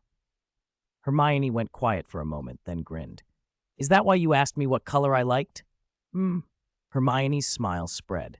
The morning was cool. Mist hovered over the black lake. The purple pouch bounced at her hip as they walked. Loren had come back from the headmaster's office and immediately practiced drawing runes onto linen. With fresh unicorn hair, he managed it smoothly and rushed back to make the pouch. "If you break it, I'll blame you with my next astronomy report," she teased. "Dream on," he said, and she skipped ahead, hair flying. "What color will you have?" "I haven't made one yet." "It's not really proper for a boy to carry a little pouch, is it?" Loren kicked a pebble with his foot, switching feet as if practicing something like a sport. Maybe he'd make a ring or a locket. Drawing finer arrays was still hard. He might try combining them with charms over the holidays. "If you had one, I could sew beads on it," Hermione said, unusually childish and adorable as she pictured filling the pouch with leaves or pretty stones and then emptying it out. "Do you think one with an extension charm would leak if you put water in it?" she asked, having just dropped a stone in. Loren hesitated, then brightened. "Shall we try?" "No, what if it gets ruined? I'll make another." "No, I like this one." By evening, the long-awaited feast began. The great hall smelled of meat broth, stewed pumpkin, roasted meat, and every sort of pudding and pie. Loren and Hermione arrived breathless. "It's your fault we almost missed it," Hermione panted, wiping sweat from her nose. "How can you blame me?" Loren countered. "I wanted to see if the pouch could hold water." Hermione clutched the purple bag to her chest. "If you ruin it, I'll never forgive you." They put on the pointed hats set at their places. George and Fred were already using theirs as props, imitating bullfighting. Their hats clashed like horns, and they mooed theatrically. Lee Jordan narrated in an exaggerated voice. The rest of the hall joined the noisy, jovial chaos, especially the Ravenclaws. When Dumbledore finally arrived, the noise hushed. He wore a robe of gold and red embroidered with phoenixes and flames, and a small felt hat with an upturned brim. Another year has passed, and before we indulge, I must trouble you to listen to an old man's platitudes. Loren stared hard at a platter of roast pig's head and nearly drooled. Dumbledore's changed. He used to give a short speech at the start of term. "Now, we must first proceed with the House Cup," Dumbledore continued. "The scores are as follows. 4th place, Gryffindor, 332 points. There was a ripple of dismay from Gryffindor. Slytherin couldn't help a sneer. Professor McGonagall looked stern at the high table. Loren signaled to George and Fred with a 3rd place Slytherin, 362 points. The twins and Loren cheered. The other tables joined in. The Slytherin table fell silent. Snape looked grim. McGonagall allowed herself a faint smile. 2nd place, Hufflepuff, 392 points. 1st place, Ravenclaw, 416 points. Polite applause filled the hall, lifting the mood. Dumbledore cleared his throat. "I believe everyone has performed well this year. However, recent events must also be taken into account." The hall fell very quiet. The Quirrell affair loomed large in everyone's minds. Ahem. First, Mr. Ron Weasley. He played the most brilliant game of chess Hogwarts has seen in many years, displaying true Gryffindor spirit. For that, he earns 50 points. Ron's face went scarlet. The Gryffindors roared their approval. Percy boasted to the prefects that Ron had used the chessboard to seriously injure Quirrell. The cheering lasted because everyone knew 4 awards were coming that could swing the cup. Second, Mr. Loren Morgan. He helped his companions without abandoning them and saved his friends from danger. For this, he earns 50 points. Loren muttered under his breath. Only 50? He had been hoping for more. But the Gryffindors were ecstatic. 332 plus 50 made 432. Suddenly, the cup was within reach. They rose and cheered. Third, Mr. Harry Potter. He displayed fearless courage and extraordinary bravery. For this, I award him 60 points. And finally, Miss Hermione Granger. Faced with raging fire, she remained calm and reasoned. Faced with a powerful opponent, she did not cower and wielded a most magnificent sword. For this, she earns 100 points. Hermione hid her face in her arms, cheeks flaming from neck to ears. Loren guessed Dumbledore had included the credit for the book corner among her merits. 117. The summer vacation of 1992 begins. Harry and Ron hugged and cheered. The sudden extra points washed away all their frustrations. Not being able to use magic and having to go back to Privet Drive for the holidays didn't seem so bad anymore. Hermione Granger, Queen of Gryffindor. George and Fred called, and the shy girl only hesitated a moment before lowering her head again. The Gryffindor boys, shouting, threatened to tear the Great Hall apart as they jumped on the benches and threw their hats into the enchanted ceiling. "I declare that Gryffindor has won the House Cup!" Dumbledore had to raise his voice to be heard above the thunder of cheering. "We'll need to make a few small changes to the decorations." He clapped, and the blue and bronze streamers rippled into vivid red and gold. The Ravenclaw eagle on the banner melted into a proud Gryffindor lion, and the motto on the pennant shifted to read, "Courageous and Dauntless." The feast began amid roars of approval. As the Gryffindors launched their pointy hats at the starry ceiling, another wave of applause erupted. At the high table, Professor Flitwick raised his glass and clinked with Professor McGonagall, who drained her goblet in one happy gulp.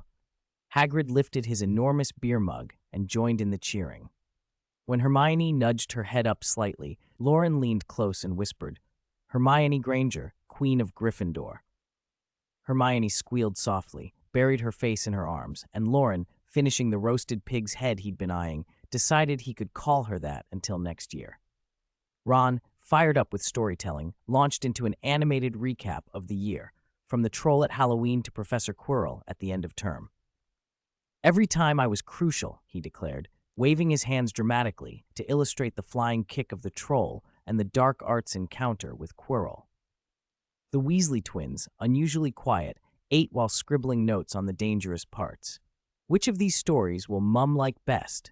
Ron asked. "Guess how long little Ronnie will be confined to bed." George and Fred exchanged a glance and chuckled. Ron had no idea he was tempting fate again. Hermione relaxed at last, drew in the sweet, spiced scent of the feast, and looked up. Loren teased her again. "Hermione Granger, Queen of Gryffindor." She rolled her eyes and swept the food from his plate, leaving his pig's head intact. Candles chimed softly in the golden light, puddings and creams smelled rich and comforting, and laughter rippled through the hall. The last feast had a kind of magic that lingered in the air, making the end of term feel soft and inevitable.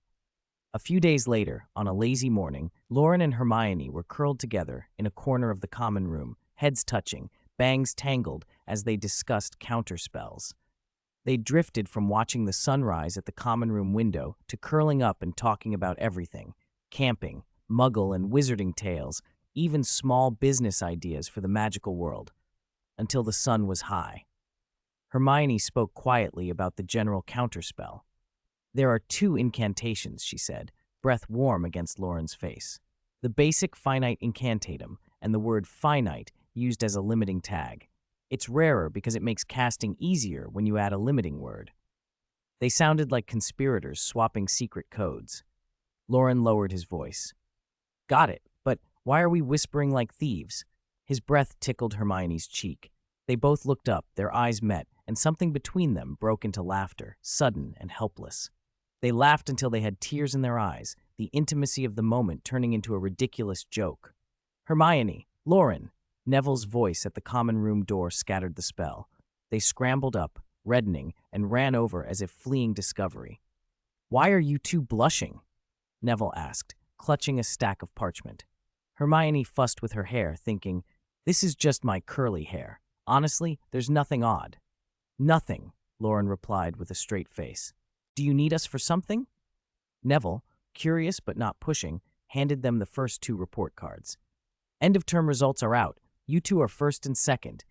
He didn't finish before Hermione snatched the report with a cry and began scanning it. Other students crowded him for their marks, cries rising, "Mine! Mine!" Neville's protests were lost in the scramble. Hermione was first. Oh, in every subject. She stared, flushed with disbelief and pleasure. Even Charms, her worry all year, was graded O. Professor Flitwick hadn't docked points for her misstep in a pineapple-scented performance. Loren scanned his own report. O in every subject as well, but just below Hermione in the rankings. Transfiguration. O. Charms. O. Hermione murmured, smiling. "Feeling better, Your Majesty?" Loren teased, leaning in. Hermione stuck an elbow into him and grinned. At lunch, everyone compared grades. Harry and Ron had done well. Oz across the board except for potions and herbology. Neville's herbology was excellent. "I don't understand how even Goyle passed," Harry said, genuinely puzzled. Slytherin's Goyle had a reputation for not being the brightest, and Harry had long assumed he'd fail. "Oh, Harry," Ron said philosophically, "life doesn't always go the way you expect." Harry thought of the house cup and the exam results and, with a solemn nod, accepted Ron's observation. Loren listened to students from every house reporting success. Not a single student had failed. He wondered privately whether Hogwarts had any real screening left. It seemed that if you sat the exams, you could pass. He'd never heard of anyone being held back a year. No wonder each generation seemed less prepared than the last, he thought darkly. A complacent education could be harmful. The report cards wrapped up the term. Suddenly, everyone was packing in a bustle. Notices were posted with the next term's start date, lists of supplies, and a strict reminder not to use magic during the holidays. After breakfast, the students filed out past the castle and across the Black Lake toward the station. Summer mornings at Hogwarts were cool and misty. The mountains and water made the air feel fresh. Loren and Hermione lagged at the end of the line, moving slowly. Hermione had repacked to travel light. A small purple linen satchel across her shoulder, and a single trunk that looked adequately full. "For reasons I can't explain yet, I've got to stay a few more days at school," Loren said. "I'll take Dumbledore's special express home later." He had plans. He wanted to try treating Nagini with the Philosopher's Stone. Hermione ignored the joke. Loren was often secretive, and if Dumbledore had trusted him with anything involving the Philosopher's Stone, there were layers she didn't understand. "I don't get why," she began. "You're a wizard born to a Muggle family, too. I thought we'd still be in the same compartment, like at the start of term." "Don't worry. I might visit your house soon," Loren said, a little helpless. His guardian, Grandpa Bates's return date was uncertain. He might need to seek shelter with Hermione. The summer holiday was longer than Christmas, and the parting felt harder this time. Maybe it was the damp, fresh air, or the hope they'd see each other again soon. Hermione felt lighter. They stopped when the platform commands were near. "This is as far as I go." "Well then, Miss Granger, have a pleasant holiday." Loren's voice was gentle. "Goodbye," Hermione replied, muffled. Then they hugged. She smelled citrus, an orange aftertaste, and for a ridiculous moment was sure Loren adored oranges. After the hug, she didn't quite remember how she boarded the train or how she explained Loren's extra days to Harry and Ron. Outside, the countryside blurred into neat Muggle towns, and the Hogwarts Express swept them toward King's Cross. At the Muggle end, Hermione, Harry, and Ron went through the barrier together. "Remember to come and visit this summer," Ron said, chewing Bertie Bott's beans. "We'll send owls with invites for you and Loren." "I'll look forward to it," Harry said, faintly. "I need something to look forward to." Hermione spotted her parents and ran, dragging her empty trunk and the purple bag. Harry and Ron were jostled by the crowd, searching for family faces. "There he is! Mum, look!" A bright voice rose above the noise. Mrs. Weasley appeared, holding a small girl with red hair. "Oh, my sister spotted him before my brother did," Ron muttered sourly, but everyone else was distracted by pleasantries. Mrs. Weasley greeted Harry as if he were family. "It's been a busy year, hasn't it?" "Somewhat. Thank you for the fudge and the jumper." "Oh, it was nothing." Mrs. Weasley introduced the little girl by her side. "This is Ginny. She'll be starting school next year." Ginny bowed and stammered a shy hello, cheeks nearly as red as her hair. Harry smiled politely. Ron watched all this with an outsider's flat expression. Soon the twins and Percy came up, and the red-haired Weasley crowd moved off in a cheerful tangle. "Ready, Harry? We can ride the motorcycle back to Privet Drive," a familiar voice called. Harry turned. Sirius Black stood there in black, grinning. "Sirius, how are you here?" Harry exclaimed. "Ha, didn't expect to see me, did you? Bought a place on Privet Drive," Sirius said with a laugh. And so the first year, full of small miracles and big changes, ended, and the summer of 1992 began. Later, in Dumbledore's office, Dumbledore and Loren sat across from one another. The usually cluttered desk was unusually tidy, holding only 2 cups of tea and a worn hat set upside down. Loren frowned at something dirty on the hat's brim and at the coiled, shrunken shape of a snake inside. "So she's been using the hat as a nest?" he asked. Dumbledore took a sip of tea and smiled. "It seems she appreciates my aesthetic, though I haven't worn this hat much since I turned 70. Do you have any idea how to turn her back? Loren asked. He tapped the red mark on his brow. Flamel had told him only that Loren was qualified to use the Philosopher's Stone, and that Nicholas Flamel's stone might help with werewolves and maledictuses, but Flamel had no ritual to offer. A longer-term solution would be biological transmutation, enabling Loren's Philosopher's Stone to carry out a true biological transformation so he could change Bates and Nagini back. But no one knew how long that path would take.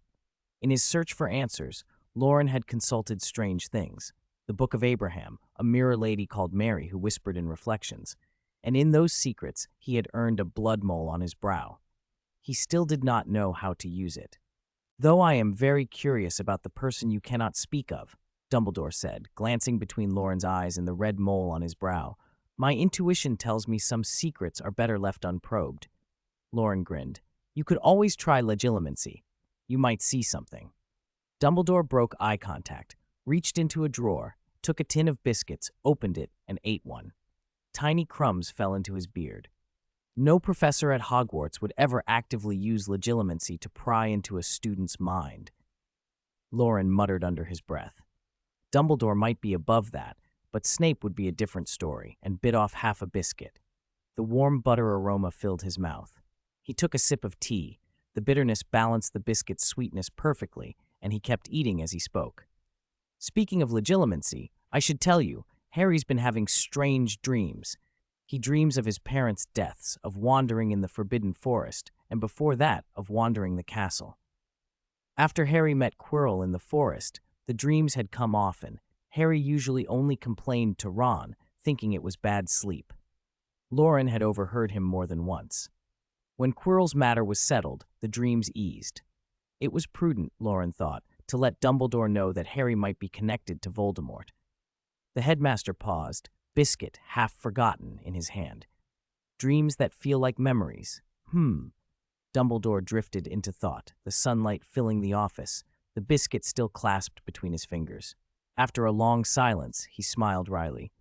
Oh dear, I am getting old. My energy seems less than it used to be. You know, I think Harry might enjoy this summer, Loren said.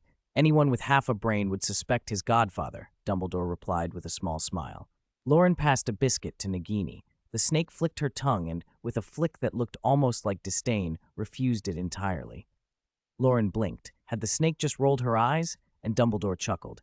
I imagine Sirius could spend some time teaching Harry useful things. Occlumency? Loren guessed. Are you sure Sirius knows it? In the canonical list of occlumency masters, Dumbledore, Grindelwald, Snape, Barty Crouch Jr., Slughorn, Sirius did not belong. He was a scrapper, not a subtle mind warrior. Dumbledore's expression changed. I am also very curious what Flamel has been teaching you, how you came to be so familiar with legilimency and occlumency. Loren felt Dumbledore suspected he might already know things he shouldn't, perhaps even about Horcruxes, which, in part, touched on alchemy. He couldn't reveal his sources. Bringing up Flamel would only complicate things. He hedged. It's a logical inference. Harry's dreams are vividly recalled upon waking. They feel like memories. If memories can be placed into someone's head, other things can be taken out. Legilimency and occlumency would be necessary then. Loren finished chewing and swallowed. If I could, I'd learn them too. These spells, legilimency, occlumency, memory charms, were rare and touchy.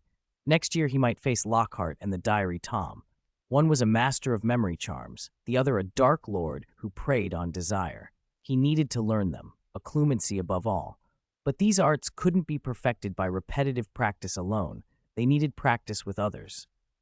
Dumbledore's face clouded. Loren, your situation is peculiar. You can't really learn those by practicing with others.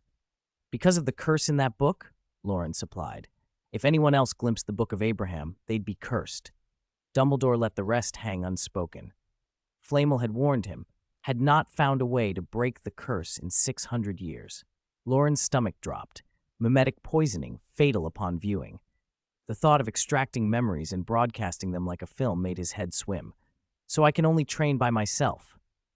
No other choice, Dumbledore said quietly. You mustn't risk harming anyone. Loren exhaled. Right. Back to the main problem. How do we turn Nagini back? Dumbledore brightened. That brings us to your new Defense Against the Dark Arts professor next year, Gilderoy Lockhart. Loren tuned out the predictable praise. He didn't imagine the venerable Dumbledore could be fooled by Lockhart's charm, and sure enough, the headmaster's voice took on the tone of someone recounting a myth. Lockhart, Dumbledore explained, had a string of best-selling books and grand exploits. Some sources were shoddy, but patterns emerged.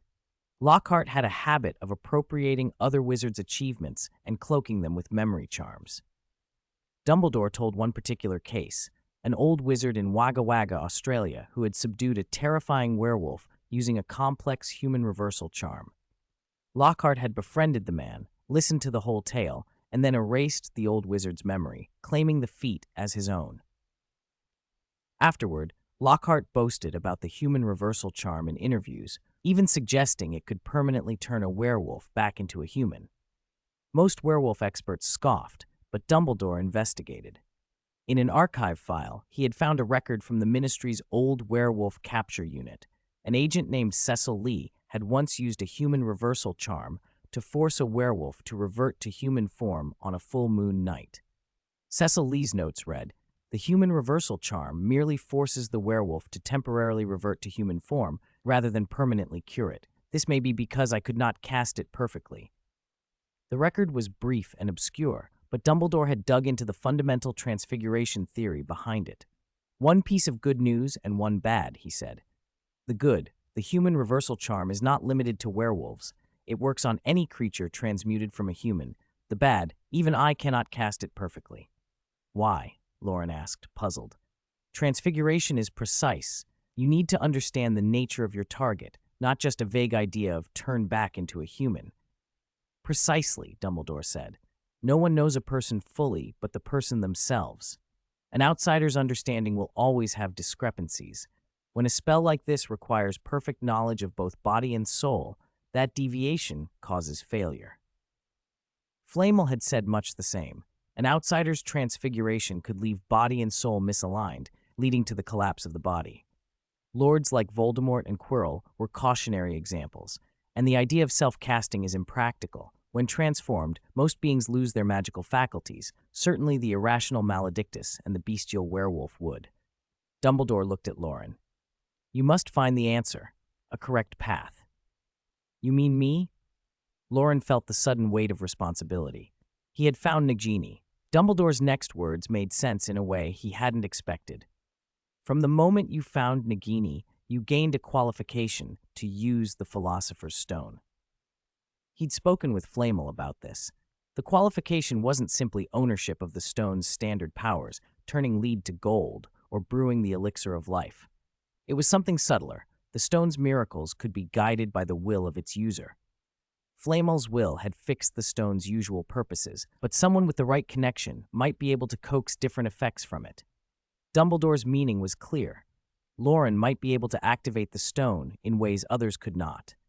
I don't know what to do, Loren admitted. Think, Dumbledore urged, eyes on the red mole on Loren's brow. The answer may be in your heart. Loren took the Philosopher's Stone from his pocket. It was the small, red, amber-like gem Flamel had shown him. He held it beside Nagini and studied them both. The stone filled his right eye with its glowing red. Nagini's pale body occupied his left. He felt the red mole on his brow seem to soften, almost liquefy. The office around him flickered between color and black and white. The gleam of metal candlesticks, the portrait glass, the window panes all reflected a pale, familiar face. Mary's, with blood-red lips. A sharp, high laugh threaded through the reflections. Contract fulfilled. Knowledge that was not his poured into him. Technical fragments, ritual components, an alien choreography of symbols and substances. He felt his head swim. Loren? Loren? Dumbledore's voice called, distant. A coolness spread from his brow as Dumbledore pressed the tip of his wand there. The cold steadied him. The illusions faded. When Loren opened his eyes, Dumbledore's wand still hovered at his temple, a faint shimmer of magic passing along. Loren caught his breath. Headmaster, I think I just learned of a ritual. Dumbledore withdrew his wand and regarded him with a new seriousness. Your impressions differ from what I imagined.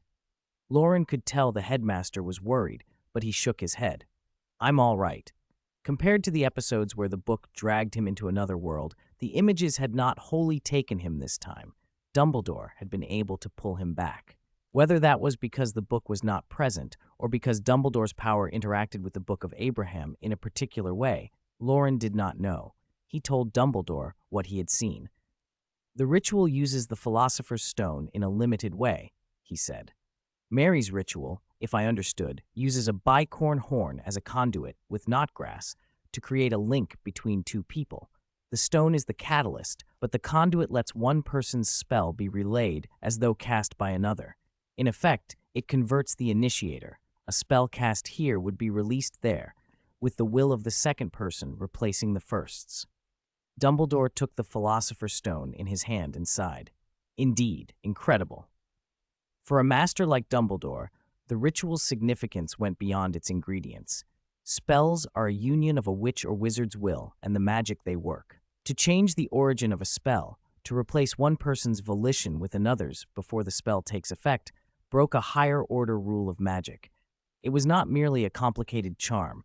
It was a different kind of miracle, a way to circumvent the problem of imperfect outsider casting by making the spell appear to be self-originated. Dumbledore's face was thoughtful and grave. The solution had been revealed to Loren, but now the real work began. Whether they could safely and reliably perform such a ritual without unintended consequences remained the looming question. 119. Humanoid Restoration Spell, Expecto Patronum. Dumbledore traced a circle with his wand. Silver light unfurled like silk and gathered into the shape of a translucent phoenix. "Severus, I need your help. 3 portions of bicorn horn and knotgrass. Come to the headmaster's office," he said to the silver Patronus. Bringing 3 portions left room for error. Potion masters often prepare extra when brewing. The phoenix, Dumbledore's Patronus, flapped its wings and flew out the window, trailing a spectacular silver line of light. "Can a Patronus be used to send messages?" Loren asked, impressed. He only knew the Patronus charm as a defense against Dementors. Most Patronuses were ordinary animals, he'd heard. Only Dumbledore's took the form of a mythical creature. Dumbledore smiled. "Magic always has more uses than we first imagine. I want to learn. Of course, unlike the charms you've studied so far, the Patronus charm reflects the caster's happiest, most positive feelings."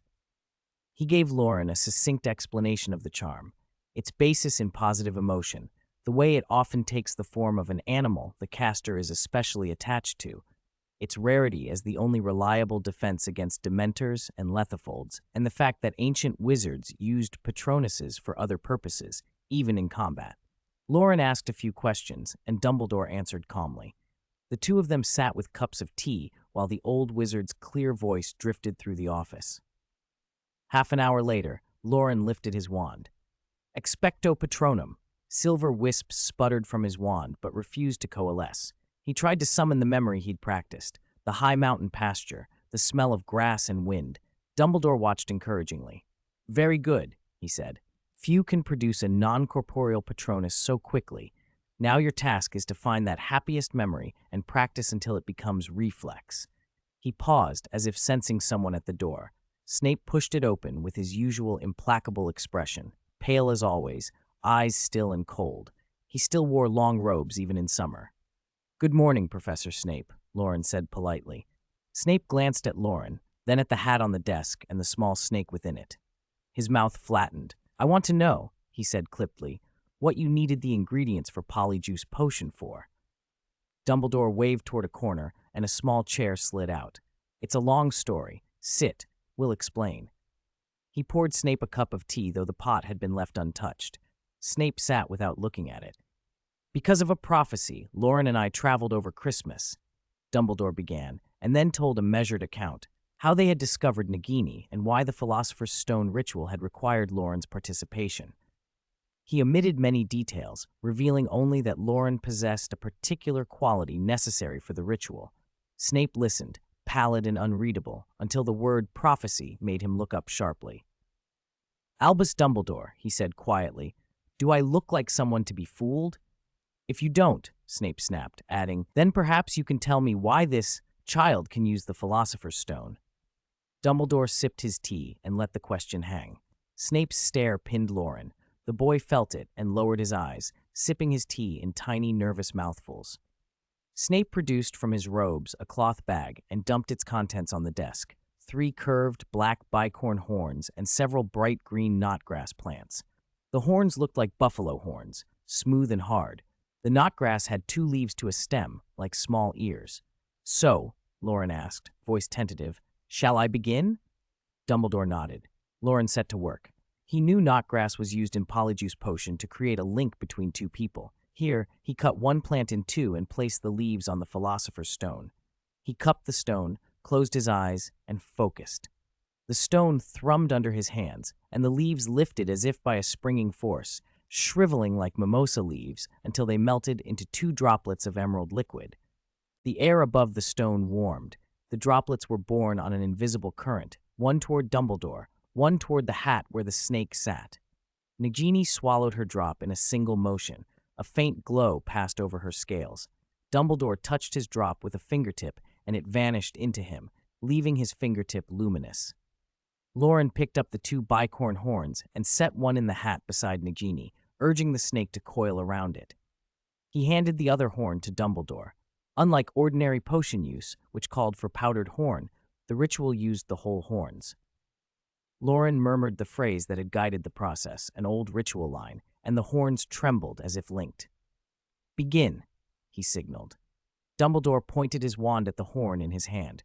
Homorphous, a blaze of red magic flooded into the horn. The horn in Dumbledore's hand and the one beneath Nagini began to shudder, and a wind from the spell ruffled the headmaster's beard. Red light washed over the room. The horn under Nagini glowed, and the snake coiled around it was lifted free of the hat. Her tail clutched the sapphire she had been bound to like a fist. As the spell continued, the snake's form changed. Her reticulations smoothed, scales melted and fused into a black, shell-like covering. The snake's head narrowed, the mouth reshaped, eyes, nose, and mouth migrated toward a human configuration. The tail lengthened and split, forming legs, while the upper body divided to form arms. The hard black carapace settled like armor over a body that was becoming more human. But then the transformation stalled. The figure floating in the red light had stopped partway, an outline of a person encased in armored plates, the face still largely obscured. Loren frowned. "Why can't she complete the form?" he asked. Everything had followed the ritual precisely. Dumbledore's expression turned serious. "Because she is lost," he said softly. "She has lived for decades in a snake's body and has forgotten what she was like as a human." Though Nagini still possessed intelligence, something that had been preserved by the Ravenclaw sapphire, the long years in serpent form had warped her self-perception.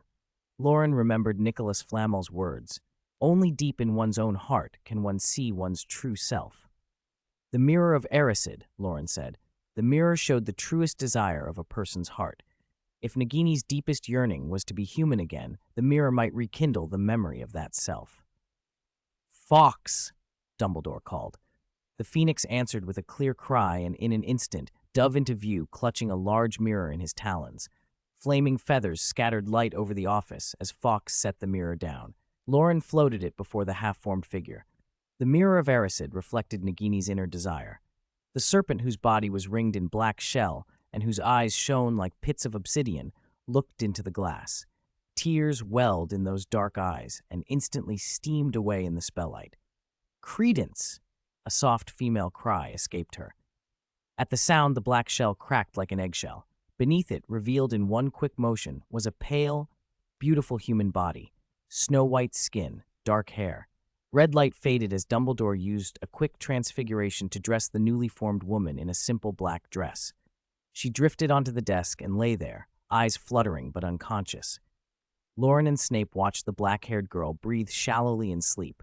Loren felt a rush of joy and relief. If Nagini could be restored, then perhaps his grandfather Bates, who suffered from lycanthropy, might also be helped. Werewolf ailments were nowhere near as complicated as the maledictus condition. Bates still remembered his human shape. He looked to Dumbledore for the next step. Dumbledore's voice was tired but resolute. "I'll ask Professor McGonagall to find her a place in the staff dormitory." He waved a weary hand. "You two should go." Loren had more to ask, but he saw fatigue in Dumbledore's face and bit his tongue. He picked up the Philosopher's Stone and backed toward the door. "Goodbye, Headmaster." Snape lingered a moment to look at the sleeping girl, then left without a word. As they reached the corridor, the air between the two departing figures, one small, one tall, grew heavy. Snape's jaw was taut. Seeing the ritual from start to finish and hearing Dumbledore's evasions had tightened something in him. Still, for a man who came from that older, secretive era, Snape knew to accept what Dumbledore left unsaid. He worried instead about what Loren had learned. He fixed the boy with a sharp look. "Did you learn anything from the ritual?" "Learn what?" Loren blinked. "How to process knotgrass with the stone." Snape's glare was hard. "Fool, the ritual wasn't about that. As I said earlier, some procedures are fixed, rituals. When a wizard follows a ritual exactly, the magic manifests. Charms and potions both obey ritual. Charms have specific incantations and wand work. Potions demand precise ingredients and timing. Potions, in my view, are even more exacting. The ritual just now was perfect." He leaned closer, voice low and intense. "From the potion's point of view, bicornhorn and knotgrass are ingredients for polyjuice. Polyjuice creates a link between two bodies, an exchange of outward appearance. In this ritual, those ingredients were used not merely to copy an outward form, but to transpose a magical imprint. They substitute one person's magic or form for another's." Loren thought of the implications. If those ingredients in the ritual could substitute characteristics, memories, knowledge, skill, then the possibilities were staggering. Talent could be copied, the qualities of a metamorph magus, the ability to speak Parseltongue, even innate magical power. "You could even let a squib touch magic, temporarily," Snape said quietly. "Develop any reliable potion along those lines, and your name will be in every textbook." Loren tried to steady himself. "That sounds impossible. The Philosopher's Stone was the fulcrum. I don't know of anyone else who's made something like this work without it. The elixir of life, transmutations, none of that is commonplace. And even here, the effect seems constrained and temporary. Polyjuice has limits. This ritual does too." Snape's eyes bored into him. "Understand the essence of magic," he said, as if engraving the lesson into Loren's mind. "Ritual, precision, the right ingredients in the right form, shaped by will. That's what makes potions more than mixtures." Loren let the idea wash over him. The ritual had worked, and Nagini had been returned, at least for now, to a human body. He could feel the enormity of what they'd witnessed and the faint, dangerous promise of what might be achieved if Snape's theories could be realized. 120. Society is dead. The essence of magic, Loren paused, blinking at Snape, to make the impossible possible. Snape felt a little guilty and avoided his gaze. "Oh, and then what?" He did his best to keep his voice even. "If something can't be done without the Philosopher's Stone, lend me the stone. It'll be recorded in textbooks." "All right," Loren said plainly. Snape stared. He hadn't expected such a quick answer. "What?" he managed. "I said I agree," Loren repeated earnestly, "but only after I cure my grandfather's lycanthropy." Loren's pursuit of the Philosopher's Stone had always been practical, to cure werewolves and maledictuses. With only Grandpa Bates's lycanthropy left, the stone in his pocket was otherwise just an energy rock, useful, but not fully operative. Letting Snape borrow it could put it to much greater use. Snape fell silent. Loren's bluntness had caught him off guard. No one else truly understood why a potions master would covet the elixir of life. It wasn't eternal life so much as the brewing of the potion itself, the chance to touch the riddles of potions and glimpse their truth. The Philosopher's Stone could create the elixir. To a man like Snape, that was everything. He had expected to haggle, to trade favors or money. Instead, Loren agreed so readily it felt unreal. "The stone has limits," Loren warned. "You may not be able to research everything with it."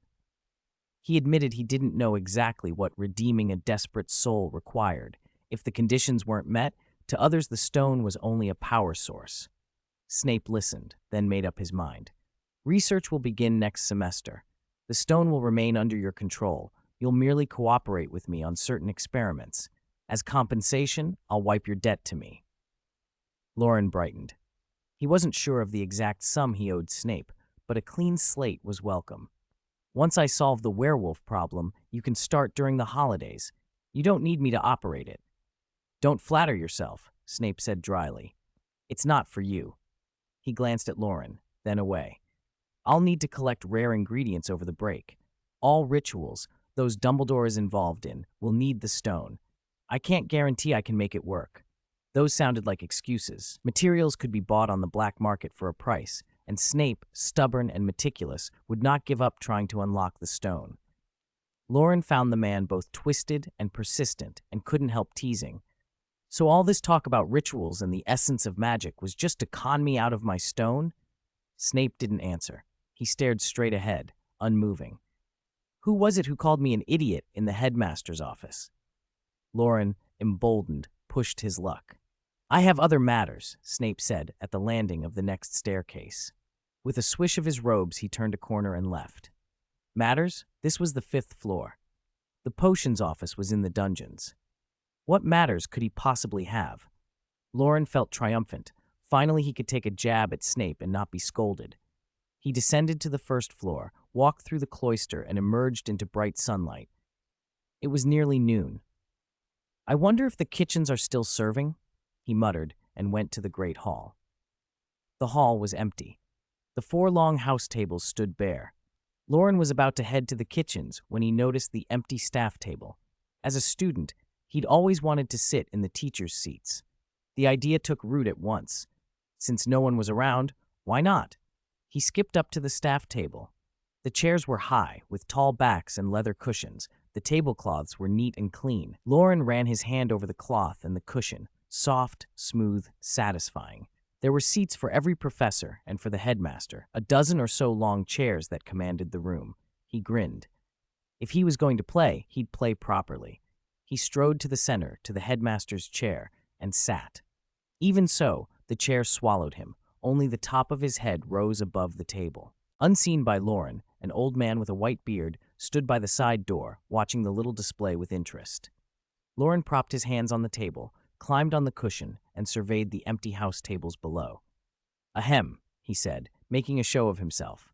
He raised his hand, pressed it down twice, as if calming an imaginary crowd. Welcome, everyone, to Hogwarts for a new school year. Before the feast begins, I'd like to say a few words, and that is nitwit, blubber, oddment, tweak. Thank you, everyone. Loren finished with a flourish and clapped for himself, utterly satisfied with his headmaster performance. Was I like that back then? Came a soft, amused voice.